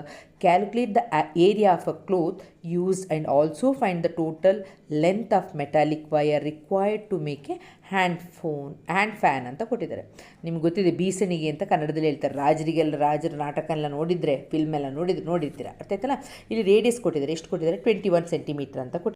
Angle ಕೊಟ್ಟಿದ್ದಾರೆ, ಎಷ್ಟು degree ಕೊಟ್ಟಿದ್ದಾರೆ 120 degree. Kannada medium ಅವ್ರು ನೋಡಿ, ಲೋಹದ ತಂತಿಯ ಅಂಚುಗಳ ನಡುವೆ ಬಟ್ಟೆಯನ್ನು ಇಟ್ಟು ತಯಾರಿಸಿದ ಬೀಸಣಿಗೆ ಅಂತ ಗೊತ್ತ ಚಿತ್ರದಲ್ಲಿ ಕಾಣ್ತಾ ಇದೆ. ತ್ರಿಜ್ಯಾಂತರ ಖಂಡದ ಆಕಾರದಲ್ಲಿ ಅಂತ ಬೇರೆ ಕೊಟ್ಟಿದ್ದಾರೆ. ತ್ರಿಜ್ಯನೂ ಕೊಟ್ಟಿದ್ದಾರೆ, ಕೋನನೂ ಕೊಟ್ಟಿದ್ದಾರೆ. ನಮಗೆ ಉಪಯೋಗಿಸಿದ ವಿಸ್ತೀರ್ಣ ಕಂಡುಹಿಡಿಬೇಕು, ತಂತಿಯ ಉದ್ದವನ್ನು ಕಂಡುಹಿಡಿಬೇಕು. ಮಕ್ಕಳೇ, ತಂತಿಯ ಉದ್ದ ಅಂತ ಹೇಳಿದ್ರೆ ಈ ತುದಿಯಲ್ಲಿರೋದು ತಂತಿಯ ಉದ್ದ. ಈಗ ಏನು ಮಾಡಬೇಕು, ಏರಿಯಾ ಆಫ್ ಕ್ಲಾತ್ ಯೂಸ್ಡ್ ನಾವೇನು ಕಂಡುಹಿಡಬೇಕು, ತ್ರಿಜ್ಯಾಂತರ ಖಂಡದ ವಿಸ್ತೀರ್ಯ, area of a sector find out ಮಾಡಬೇಕು. ಫಾರ್ಮುಲಾ ನಮ್ಗೆ ಗೊತ್ತಿದೆ, ಡೈರೆಕ್ಟ್ ಸಬ್ಸ್ಟಿಟ್ಯೂಷನ್ ಫೈಂಡ್ ಔಟ್ ಮಾಡ್ತೀರಾ. Length of the metallic wire, ಎಲ್ಲೆಲ್ಲ ಮೆಟಾಲಿಕ್ ವೈರ್ ಯೂಸ್ ಮಾಡಿದರೆ ಗೊತ್ತಿಲ್ವಾ, ರೇಡಿಯಸ್ಸಲ್ಲಿ 2 ಕಡೆಯೂ ನಮಗೆ ಮೆಟಾಲಿಕ್ ವೈರ್, ಮತ್ತು ಇಲ್ಲಿ ಆರ್ಕ್ ಈ ಕಡೆ ಇದೆಯಲ್ವಾ ಕಂಸ, ಅದನ್ನು ನಮಗೆ ಕಂಡುಹಿಡಿಬೇಕಾಗುತ್ತೆ. ಆಗ ಏನು ಮಾಡಬೇಕು, length of the arc find out ಮಾಡಿ ಪ್ಲಸ್ ಈ ರೇಡಿಯಸ್ 2 ಕಡೆಯೂ ಇದೆಯಲ್ಲ R ಅದನ್ನು ಸಹ ಉದ್ದವನ್ನು ಕಂಡುಹಿಡಿದ್ರೆ ಅದಷ್ಟು ನಮಗೆ ಏನಾಗಿರೋದು ಮೆಟಾಲಿಕ್ ವೈರ್ ತಂತಿಯಿಂದ ಮಾಡಲ್ಪಟ್ಟಿದೆ. ಆಗ ಫಸ್ಟ್ ಕಂಸದ ಉದ್ದ ಪ್ಲಸ್ 2 R ಮಾಡಿದಾಗ ನಮಗೇನು ಸಿಗ್ತದೆ 86 ಸೆಂಟಿಮೀಟರ್ ಸಿಗ್ತದೆ. ಅದು ಸೆಂಟಿಮೀಟ್ರಲ್ಲಿ ಬರೀಬೇಕು, ಉದ್ದ ಕೇಳಿರೋದು. In the figure O is the center of the circle. Area of a sector is to 1. Ratio ಕೊಟ್ಬಿಟ್ಟಿದ್ದಾರೆ. Area of a circle = 1:5. ಏನೋ ಕೊಟ್ಟಿದ್ದಾರೆ, ಏರಿಯಾ ಆಫ್ ಎ ಸೆಕ್ಟರ್ ಮತ್ತು ಏರಿಯಾ ಆಫ್ ಎ ಸರ್ಕಲ್ದು ರೇಷಿಯೋ ಕೊಟ್ಟಿದ್ದಾರೆ. ಆ್ಯಂಡ್ ಇಫ್ ದ ರೇಡಿಯಸ್ ಕೊಟ್ಟಿದ್ದಾರೆ, ಎಷ್ಟು ಕೊಟ್ಟಿದ್ದಾರೆ 7 ಕೊಟ್ಟಿದ್ದಾರೆ. ಲೆಂತ್ ಆಫ್ ಆರ್ಕ್ ಕೇಳಿದ್ದಾರೆ. ಈಗ ಇಲ್ಲಿ ತ್ರಿಜ್ಯಾಂತರ ಖಂಡ ನೋಡಿ, ಇದರಲ್ಲಿ ಕೊಟ್ಟಿರೋದು ವಿಸ್ತೀರ್ಣ, ತ್ರಿಜ್ಯಾಂತರ ಖಂಡದ ವಿಸ್ತೀರ್ಣ, ವೃತ್ತದ ವಿಸ್ತೀರ್ಣ 1:5 ಅಂತ ಕೊಟ್ಟಿದ್ದಾರೆ. ಆಮೇಲೆ ಕೊಟ್ಟಿದ್ದಾರೆ ತ್ರಿಜ್ಯ ಕೊಟ್ಟಿದ್ದಾರೆ. ಕಂಸದ ಉದ್ದವನ್ನು ಕಂಡುಹಿಡಿಯಿರಿ. ನೋಡಿ ಫಸ್ಟ್ ರೇಷಿಯೋ ಅಲ್ಲಿ ಬರ್ಕೊಳ್ಳೋದು, area of a sector AOB ಮತ್ತು ಸರ್ಕಲ್ ಅಂತ 1/5, ತ್ರಿಜ್ಯಾಂತರ ಖಂಡದ ವಿಸ್ತೀರ್ಣ, ವೃತ್ತದ ವಿಸ್ತೀರ್ಣ 1/5 ಅಂತ ಬರೆಯೋದು. ಫಾರ್ಮುಲಾ ಹಾಕಬೇಕು, ಏರಿಯಾ ಆಫ್ ಎ ಸೆಕ್ಟರ್ದು ಫಾರ್ಮುಲಾ ಹಾಕಬೇಕು. θ/360 × πr² = 1/5. ಮಕ್ಕಳೇ, ಇಲ್ಲಿ πr² ಮತ್ತು πr² ಮೇಲೇನು πr² ಇದೆ, ಅದೇನಾಗುತ್ತೆ ಕ್ಯಾನ್ಸಲ್ ಆಗುತ್ತೆ. ಆಗ θ/360 = 1/5 ಆಗುತ್ತೆ. ನಮಗೆ ಥೀಟಾ ಕಂಡುಹಿಡಿಬೇಕಲ್ವಾ, ಕೋನ ಕೊಟ್ಟಿಲ್ಲ ಅವರು. θ = 360 × 1 360/5 ಆಗುತ್ತೆ. ನಮಗೆ θ 72 ಡಿಗ್ರಿ ಸಿಗುತ್ತೆ. ಈಗ AB ಕಂಸದೋದ ಲೆಂತ್ ಆಫ್ AB ಅಂತ ಹೇಳಿದ್ರೆ θ/360 × 2πr R ಕೊಟ್ಟಿದ್ದಾರೆ. θ ನಾವು ಈಗ ತಾನೇ ಕಂಡುಹಿಡಿದೀವಿ, ಎಲ್ಲ ಡಿವೈಡ್ ಮಾಡಿದಾಗ ನಮಗೆ 8.8 ಸೆಂಟಿಮೀಟರ್ ಆಗುತ್ತೆ. Fair coins are tossed simultaneously. Find the probability of getting at least 2 heads. at least ಅದು ವರ್ಡ್ 3 ಕಾಯಿನ್ಸ್ ಅಂತ ಇದೆ, ಅದನ್ನು ಫಸ್ಟ್ ಸ್ಯಾಂಪಲ್ ಸ್ಪೇಸ್ ಬರ್ಕೋಬೇಕಾಗುತ್ತೆ. ಎಟ್ ದ ಮೋಸ್ಟ್ 2 ಟೈಲ್ಸ್ ಅಂತ ಕೇಳಿದೆ. ಎಟ್ ಮೋಸ್ಟಿಗೂ ವ್ಯತ್ಯಾಸ ಗೊತ್ತಿರಬೇಕು. ಓಕೆನಾ, ಎಟ್ ಲೀಸ್ಟ್ ಮತ್ತು ಎಟ್ ಮೋಸ್ಟ್. ಎಟ್ ಲೀಸ್ಟ್ ಅಂತ ಹೇಳಿದ್ರೆ 13 ಮಾರ್ಕ್ಸ್ ಪಾಸ್ ಮಾರ್ಕ್ ತೆಗಿಲೇಬೇಕು. 33 ಮಾರ್ಕ್ ತೆಗೆದ್ರೆ ಬೇಡ ಅಂತೀವ, 90 ಮಾರ್ಕ್ ತೆಗೆದ್ರೆ ಬೇಡ ಅಂತೀವ? ಇಲ್ಲ ಅಲ್ವಾ? ಈಗ ಕನ್ನಡದಲ್ಲಿ ಕನಿಷ್ಠ 2 ಶಿರಗಳನ್ನು ಹೊಂದುವ ಗರಿಷ್ಠ 2 ಪುಚ್ಚಗಳನ್ನು ಪಡೆಯುವ ಸಂಭವನೀಯತೆಯನ್ನು ಕಂಡುಹಿಡಿಯಿರಿ ಅಂತ ಕೇಳಿದ್ದಾರೆ. ಆಯಿತಾ? ಕುಂದಿರದ 3 ನಾಣ್ಯಗಳನ್ನು ನಾವು ಏಕಕಾಲದಲ್ಲಿ ಚಿಮ್ಮಿದಾಗ ಬರುವಂಥದ್ದು ಕನಿಷ್ಠಕ್ಕೂ ಗರಿಷ್ಠಕ್ಕೂ. ಕನಿಷ್ಠ ಅಂತ ಹೇಳಿದ್ರೆ ಪಾಸಿಂಗ್ ಮಾರ್ಕ್ 33, ಜಾಸ್ತಿ ತಗೊಳ್ಳೋದು ಬೇಡ ಅಂತ ನಾವು ಹೇಳಲ್ಲ. ನಮಗೆ ಖುಷಿನೇ. ನೀವು 90ಕ್ಕೆ 90, 80ಕ್ಕೆ 80 ತೆಗೆದ್ರೆ ವೆರಿ ಗುಡ್ ಅಂತ ಹೇಳ್ತೀವಿ. 100ಕ್ಕೆ 100 ಬರುತ್ತಲ್ವ, ಬೇಡ ಅಂತ ಹೇಳಲ್ಲ ನಾವು. ಅದಕ್ಕೆ ಕನಿಷ್ಠಕ್ಕೂ ಗರಿಷ್ಠಕ್ಕೂ ಇರುವ ಗೊತ್ತಿರಬೇಕು ನಿಮಗೆ. ಓಕೆನಾ? H H H H H T H T H ಇದನ್ನು ಬರಲಿಕ್ಕೆ ನಿಮಗೆ ಗೊತ್ತಿದೆ ಅಂತ ನಾನು ತಿಳ್ಕೊಳ್ತೀನಿ. ಆಗ N of S is equal to 8 ಆಗುತ್ತೆ. ಯಾವುದೇ 3 ನಾಣ್ಯ ಅಂತ ಕೇಳಿದಾಗ ಎನ್ ಆಫ್ ಎಸ್ ಯಾವಾಗಲೂ 8 ಯೋಚನೆ ಇಟ್ಕೊಳ್ಳಿ. ಅಟ್ಲೀಸ್ಟ್ 2 ಹೆಡ್ಸ್, ಕನಿಷ್ಠ 2 ಶಿರ ಅಂತ ಹೇಳಿದ್ರೆ 3 ಶಿರನೂ ನಾವು ಬೇಡ ಅಂತ ಹೇಳಲ್ಲ. ತೊಗೊಳ್ಳಿಕ್ಕಾಗೋದು ಮ್ಯಾಕ್ಸಿಮಮ್ 3 ಅಷ್ಟನ್ನು ಬರಿತೀವಿ. ಎಷ್ಟು ಸಿಕ್ತು? 4 ಅದನ್ನು ಬರಿತೀರ. ಆಗ P of A equal to N of A by N of S 4/8 rule ಬರ್ಬೇಕು ತಂದಾಗ 1/2. ಅಟ್ ಮೋಸ್ಟ್ 2 ಟೈಲ್ಸ್, ಗರಿಷ್ಠ 2 ಪುಚ್ಚಗಳು. ಗರಿಷ್ಠ 2 ಪುಚ್ಚಗಳು, ಅದಕ್ಕಿಂತ ಜಾಸ್ತಿ ಬರಬಾರ್ದು. ಪುಚ್ಚ ಅಂತ ಹೇಳಿದ್ರೆ ಟೈಲ್. ಓಕೆ, ಇಲ್ಲಿ ನೋಡಿ 3 ಬಂದ ಟೈಲ್ ಇಲ್ಲ ಎಲ್ಲೂ. ಓಕೆ, ಆಗ N of A equal to 7 ಆಗುತ್ತೆ. P of A equal to N of A by N of S ಅಂತ ಹಾಕಿ ಸಬ್ಸ್ಟಿಟ್ಯೂಟ್ ಮಾಡಿ ಬಿಡಿ. ಸಿಂಪಲ್ ಮಾಡೋಕ್ಕೆ ಆಗಲ್ಲ. The duration of spacewalk of astronaut A is 6 hours longer than the duration of spacewalk of astronaut B. If they both continue spacewalk for 4 hours more, the product of their spacewalk duration becomes 720 hours. Find the spacewalk duration of astronaut A and astronaut B ಅಂತ ಕೇಳಿದ್ದಾರೆ ಮಕ್ಕಳೇ. Space walk ಅಂತ ಹೇಳಿದ್ರೆ ನಿಮಗೆ Sunita Williams ಮತ್ತು ಕಲ್ಪನಾ ಚಾವ್ಲಾಂದೆಲ್ಲ ಹೆಸರು ಯೋಚನೆ ಬರಬೇಕು ಮಕ್ಕಳೇ. ಎ ಖಗೋಳಯಾನಿಯ ಬಾಹ್ಯಾಕಾಶ ನಡಿಗೆಯ ಅವಧಿಯು ಬಿ ಖಗೋಳಯಾನಿಯ ಬಾಹ್ಯಾಕಾಶ ನಡಿಗೆಯ ಅವಧಿಗಿಂತ 6 ಗಂಟೆ ಹೆಚ್ಚಾಗಿದೆ. ಅವರಿಬ್ಬರು ಇನ್ನೂ 4 ಗಂಟೆಗಳ ಕಾಲ ಹೆಚ್ಚು ಬಾಹ್ಯಾಕಾಶ ನಡಿಗೆ ಕೈಗೊಂಡರೆ ಅವರ ಬಾಹ್ಯಾಕಾಶ ನಡಿಗೆಯ ಅವಧಿಯ ಗುಣಲಬ್ಧವು ಅಂತ ಕೊಟ್ಟಿದ್ದಾರೆ. ಏನಂತ ಕೊಟ್ಟಿದ್ದಾರೆ? ಏನಂತ ಕೊಟ್ಟಿದ್ದಾರೆ? ಬಿ ಬಾಹ್ಯಾಕಾಶಯಾನಿಯ ನಡಿಗೆಯ ಅವಧಿಗಿಂತ 6 ಗಂಟೆ. ಆಗ ಬಿಯನ್ನು ನಾವು ಎಕ್ಸ್ ಅಂತ ತೊಗೊಳ್ಬೇಕಾಗುತ್ತೆ. ಎಯ ನಡಿಗೆಯನ್ನು ನಾವೇನು ತೊಗೋಬೇಕಾಗುತ್ತೆ? x+6 ಅಂತ ತೊಗೊಳ್ಬೇಕಾಗುತ್ತೆ. ಈಗ ಲೆಕ್ಕ ಮಾಡ್ಕೊಂಡು ಹೋಗೋಣ. ಈಗ ಬಿ ಖಗೋಳಯಾನಿಯ ಬಾಹ್ಯಾಕಾಶ ಅವಧಿ ಎಷ್ಟು? ಎಕ್ಸ್ ಆಗಿರಲಿ. ಎ ಏನಾಗಿದೆ? x+6 ಅಂತ ಕೊಟ್ಟಿದ್ದಾರೆ ಅಲ್ವಾ? ಅಲ್ಲಿ ಕೊಟ್ಟಿರೋದಷ್ಟು 6 ಗಂಟೆ ಜಾಸ್ತಿ ತೊಗೊಳ್ತಾನೆ ಅಂತ. ಆಗ x+6 ಆಗುತ್ತೆ. ಅವರಿಬ್ಬರು 4 ಗಂಟೆ ಹೆಚ್ಚು ನಡೆದ್ರೆ ಆಗ ಇಬ್ಬರಿಗೂ x+4, x+6ಗೆ ಪುನಃ 4ನ ಆ್ಯಡ್ ಮಾಡಿದಾಗ ಗುಣಲಬ್ಧ ಪ್ರಾಡಕ್ಟ್ ಆಫ್ ವಾಕ್ ಏನಾಗುತ್ತೆ? 720 ಆಗುತ್ತೆ. ನಮಗೆ ಕ್ವಾಡ್ರಾಟಿಕ್ ಇಕ್ವೇಷನ್ ಬರಬೇಕು, ವರ್ಗ ಸಮೀಕರಣ ಬರಬೇಕು, ಅದು ಇಂಪಾರ್ಟೆಂಟ್. ಈಗ x+4 × 6 + 4 10 ಆಗುತ್ತೆ. x+10 ಇದನ್ನು ಗುಣಿಸ್ಬೇಕು ಮಕ್ಕಳೇ ನೀವು. ಯಾಕೆಂದರೆ ನಮ್ಗೆ ಗೊತ್ತು ಇದನ್ನು ಕ್ವಾಡ್ರಾಟಿಕ್ ಇಕ್ವೇಷನ್ ವರ್ಗ ಸಮೀಕರಣ ಮಾಡಬೇಕು. ಗುಣಿಸಿದಾಗ ಎಕ್ಸ್ ಮತ್ತು ಫಸ್ಟ್ ಗೊತ್ತಲ್ಲ ಈ ರೀತಿ ಗುಣಿಸ್ಕೊಂಡು ನಮಗೆ ಈ ಇಕ್ವೇಷನ್ ಬರ್ತದೆ. ಆಗ x² + 14x - 680 ಬರ್ತದೆ. ನಾವು ಅದನ್ನು ಏನು ಮಾಡಬೇಕು? ಈ ರೀತಿ ಫ್ಯಾಕ್ಟ್ರೈಸ್ ಮಾಡಿ ಫಸ್ಟ್ ಟರ್ಮು ಮತ್ತು ಲಾಸ್ಟ್ ಟರ್ಮ್, ಮೊದಲ ಪದ ಮತ್ತು ಕೊನೆಯ ಪದವನ್ನು ಗುಣಿಸಿದಾಗ ನಮಗೆ 680x² ಆಗುತ್ತೆ. ಅದನ್ನು ಸ್ಪ್ಲಿಟ್ ಮಾಡಬೇಕು, 2 ಭಾಗ ಮಾಡಬೇಕು, ಕಳಿಬೇಕು. ಓಕೆ, ಮೈನಸ್ ಮಾಡಿದಾಗ 2 ನಂಬರನ್ನು ಮೈನಸ್ ಮಾಡಿದಾಗ ನಮಗೆ 14 ಬರಬೇಕು. ಮಧ್ಯದ ನಂಬರ್ ಎಷ್ಟಿದೆ? 14 ಇದೆ. ಮಾಡಿದಾಗ x -3 ಬರ್ತದೆ, x 20 ಬರ್ತದೆ. ನಾವು 20 ತೊಗೊಳ್ತೀವಿ, ಯಾಕೆಂದ್ರೆ ಪ್ಲಸ್ 20 + 6 ಎಷ್ಟಾಗುತ್ತೆ? 26 ಆಗುತ್ತೆ. ಬಿ ಇದು 20 ಆಗುತ್ತೆ. Next question, mean of the following frequency distribution ಅಂತ. ಮಕ್ಕಳೇ, ಮೀನ್ ಅಂತ ಬಂದ ತಕ್ಷಣ ನಿಮಗೆ ಕ್ಲಾಸ್ ಇಂಟರ್ವಲ್ ಇದು ಕೊಟ್ಟಿರ್ತಾರೆ. ನೀವೇನು ಮಾಡಬೇಕು? ಮೀನ್ ಅಂದರೆ ಸರಾಸರಿ ಬಂದ ತಕ್ಷಣ 4 ಕಾಲಮ್ ಬರಬೇಕು ಅಂತ ಯೋಚನೆ ಬರಬೇಕು. ಮಿಡ್ ಪಾಯಿಂಟ್ XI ಕಂಡುಹಿಡಬೇಕು, ಮಧ್ಯಬಿಂದು. ನೆಕ್ಸ್ಟ್ FI/XI ಅಂತ ಕಂಡುಹಿಡಬೇಕು. ಮತ್ತು σFI ಫಾರ್ಮುಲಾ ಹಾಕಿ σFI/XI ಕೂಡಿಸಿ ಡಿವೈಡ್ ಮಾಡಿ ಬರಿಬೇಕು. ಬಾಕ್ಸಿ ಇಷ್ಟು ಉತ್ತರ ಬರ್ತದೆ. ನೆಕ್ಸ್ಟ್ ಮೀಡಿಯನ್, ಮಧ್ಯಾಂಕ ಅಂತ ಹೇಳಿದ್ರೆ 3 ಕಾಲಮ್ ಬರಬೇಕು ಅಂತ ಯೋಚನೆ ಇರಬೇಕು. ಅದರಲ್ಲಿ CF ಒಂದನ್ನು ಕಂಡುಹಿಡಬೇಕು, ಸಂಚಿತ ಆವೃತ್ತಿಯನ್ನು ಕಂಡುಹಿಡಬೇಕು. ಈಗ ಫಸ್ಟ್ ಎನ್ನನ್ನು ಕೂಡಿಸಿ ಬರೆದಿದ್ದೀರಾ, ಎಫನ್ನು ಕೂಡಿಸಿದ್ರೆ ಎನ್ ಸಿಗ್ತದೆ. ಈಗ ಫಸ್ಟ್ 6 ಇರೋದನ್ನ 6 ಅಂತ ಬರೆದು 6ಕ್ಕೆ 3 ಸೇರಿಸಿದ್ರೆ 9, 9ಕ್ಕೆ 5 ಸೇರಿಸಿದ್ರೆ 14. ಅದನ್ನು ಈ ರೀತಿ ಓಕೆ ಹೀಗೆ ಕೂಡಿಸ್ಬೇಕು, ಆ್ಯಡ್ ಮಾಡಿ ಬರಿಬೇಕಿದು. ಇಲ್ಲಿ 44 ಬಂದಿದೆ, ಎನ್ 44 ಬಂದಿದ್ರೆ ನೀವು ಮಾಡಿದ್ದು ಆ್ಯಡ್ ಮಾಡಿದ್ದು ಕರೆಕ್ಟ್ ಇದೆ ಅಂತ ಅರ್ಥ. ಈಗ n/2 ಕಂಡುಹಿಡ್ಕೊಳ್ಳಿ. ಎಷ್ಟು ಬಂತು? 22 ಬಂತು. 22 ವೆರಿ ಇಂಪಾರ್ಟೆಂಟ್. 22 ಎಲ್ಲಿ ಬರ್ತದೆ? 22 ಇದಕ್ಕಿಂತ ಜಾಸ್ತಿ ಇರಬೇಕು. ಆಗ 34 ನಾವು ಮಾರ್ಕ್ ಮಾಡ್ಕೊಳ್ತೀವಿ. ಮೇಲೆದನ್ನು CF ಅಂತ ತೊಗೊಳ್ತೀವಿ. ಇದು F ಆಗ್ತದೆ. ಜಸ್ಟ್ ಸಬ್ಸ್ಟಿಟ್ಯೂಟ್ ಮಾಡಿ ಫಾರ್ಮುಲಕ್ಕೆ. ಫಾರ್ಮುಲಾ ವೆರಿ ಇಂಪಾರ್ಟೆಂಟ್ ಮಕ್ಕಳೇ. ಬರೆದು ಕಲೀರಿ. ನಿಮಗೆ ಬರೆದು ಕಲಿದ್ರೆ ಬರಲ್ಲ. ಓಕೆ, ಆನ್ಸರ್ ಬಂದು 270 ಆಗುತ್ತೆ. The 10th term of an arithmetic progression is 2 more than the 3 times the first term and 8th term is 6 more than twice the first term ಅಂತ ಕೊಟ್ಟಿದ್ದಾರೆ. How many terms of the progression is make? ಇಲ್ಲಿ 10ನೆಯ ಪದವು, ಇಲ್ಲಿ ನೋಡಿ 10ನೇ ಪದವು ಮೊದಲನೆಯ ಪದದ 3ರಷ್ಟಕ್ಕಿಂತ 2. ಈ 10ನೇ ಪದ ಅಂತ ಬಂದ ತಕ್ಷಣ A10 ಅಂತ ಬರೀತೀರ ಮಕ್ಕಳೇ. 10ನೇ ಪದ ಈಕ್ವಲ್ ಟು ಮೊದಲನೇ ಪದ ಅಂತ ಹೇಳಿದ್ರೆ A1 ಅಥವಾ A ಅಂತ ಬರಿಬೋದು. ಮೊದಲನೆಯ ಪದದ 3ರಷ್ಟು ಅಂತ ಹೇಳ್ತೀವಿ, 3A ಪ್ಲಸ್ 2 ಹೆಚ್ಚಾಗಿದೆ, ಗೊತ್ತಾಯ್ತಲ್ಲ, 3A ಪ್ಲಸ್ 2 ಆಗುತ್ತೆ. ನೆಕ್ಸ್ಟ್ 8ನೇ ಪದ ಅಂತ ಹೇಳ್ತೀವಿ, A8. ಮೊದಲನೆಯ ಪದದ 2ರಷ್ಟಕ್ಕಿಂತ 2ರಷ್ಟು ಅಂದರೆ 2A1 ಪ್ಲಸ್ 6 ಹೆಚ್ಚಾಗಿದೆ, ಪ್ಲಸ್ 6 ಅಂತ ಬರಿತೀವಿ. ಅರ್ಥ ಆಯ್ತಲ್ಲ ಮಕ್ಕಳೇ? ಇದನ್ನು ಅರ್ಥ ಮಾಡಿಕೊಂಡ್ರೆ ನೀವು ಈಸಿಯಾಗಿ ಮಾಡ್ಬೋದು. ಹೀಗೆ ಇಂಗ್ಲೀಷ್ ಮೀಡಿಯಮ್ ಅವ್ರು ನೋಡ್ಕೊಳ್ಳಿ ಏನಂತ ಹೇಳಿದ್ದಾರೆ ಅಂತಂದರೆ, 10th ಟರ್ಮ್ ಅಂತಂದರೆ A10 ಅಂತ ಬರಿಬೇಕು. ಪ್ರೋಗ್ರೆಷನ್ ಈಸ್ 2 more than, ಆಗ 2 plus 3 times the first term ಅಲ್ವಾ. A10 equal to 2 more than ಅಂತ ಹೇಳಿದ್ರೆ ಪ್ಲಸ್ ಮಾಡಬೇಕು ಅಂತ ಅರ್ಥ. ಯಾವುದ್ರದ್ದು? 3 times ದ ಫಸ್ಟ್ ಟರ್ಮ್. ಆಗ ಏನಾಗುತ್ತೆ? 3A ಆಗುತ್ತೆ. ಅದನ್ನು ನಾನು 3A ಪ್ಲಸ್ 2 ಅಂತ ಬರಿಬೋದಲ್ಲ ಅಲ್ವಾ. 3A1 ಬದಲಿಗೆ A ಅಂತ ಬರೆದ್ರು ಓಕೆ. 3A ಪ್ಲಸ್ 2 ಅಂತ ಬರಿತೀನಿ. ನೆಕ್ಸ್ಟ್ 8th ಟರ್ಮ್ ಅಂತಿದ್ರೆ A8 equal to 6 more than, ಆಗ 6 plus twice the first term 2 times A1 ಅಂತ ಬರಿತೀನಿ. ಅರ್ಥ ಆಯ್ತಲ್ಲ? ಟ್ವೈಸ್ ದ ಫಸ್ಟ್ ಟರ್ಮ್ ಅಂತ ಹೇಳಿದ್ರೆ A1 ಅಂತಲೇ ಮಕ್ಕಳೇ. ಆಗ ಇದನ್ನು 10 ಈಕ್ವಲ್ ಟು 3A1 ಪ್ಲಸ್ 2 ಅಂತ ಆಚೆ ಬರೀಲ್ಲ ಮಕ್ಕಳೇ. ಇಲ್ಲಿ A8 ಅಂತ ಹೇಳಿದ್ರೆ 2A1 ಆಗಬೇಕು, 2 ಆಗಿಬಿಟ್ಟಿದೆ, ಕರೆಕ್ಷನ್ ಮಾಡ್ಕೊಳ್ಳಿ. 2A1 ಪ್ಲಸ್ 6 ಅಂತ ಬರಿತೀನಿ. A1 ಬರಿಬೋದು ಅಥವಾ A ಅಂತ ಬರಿಬೋದು ಮಕ್ಕಳೇ.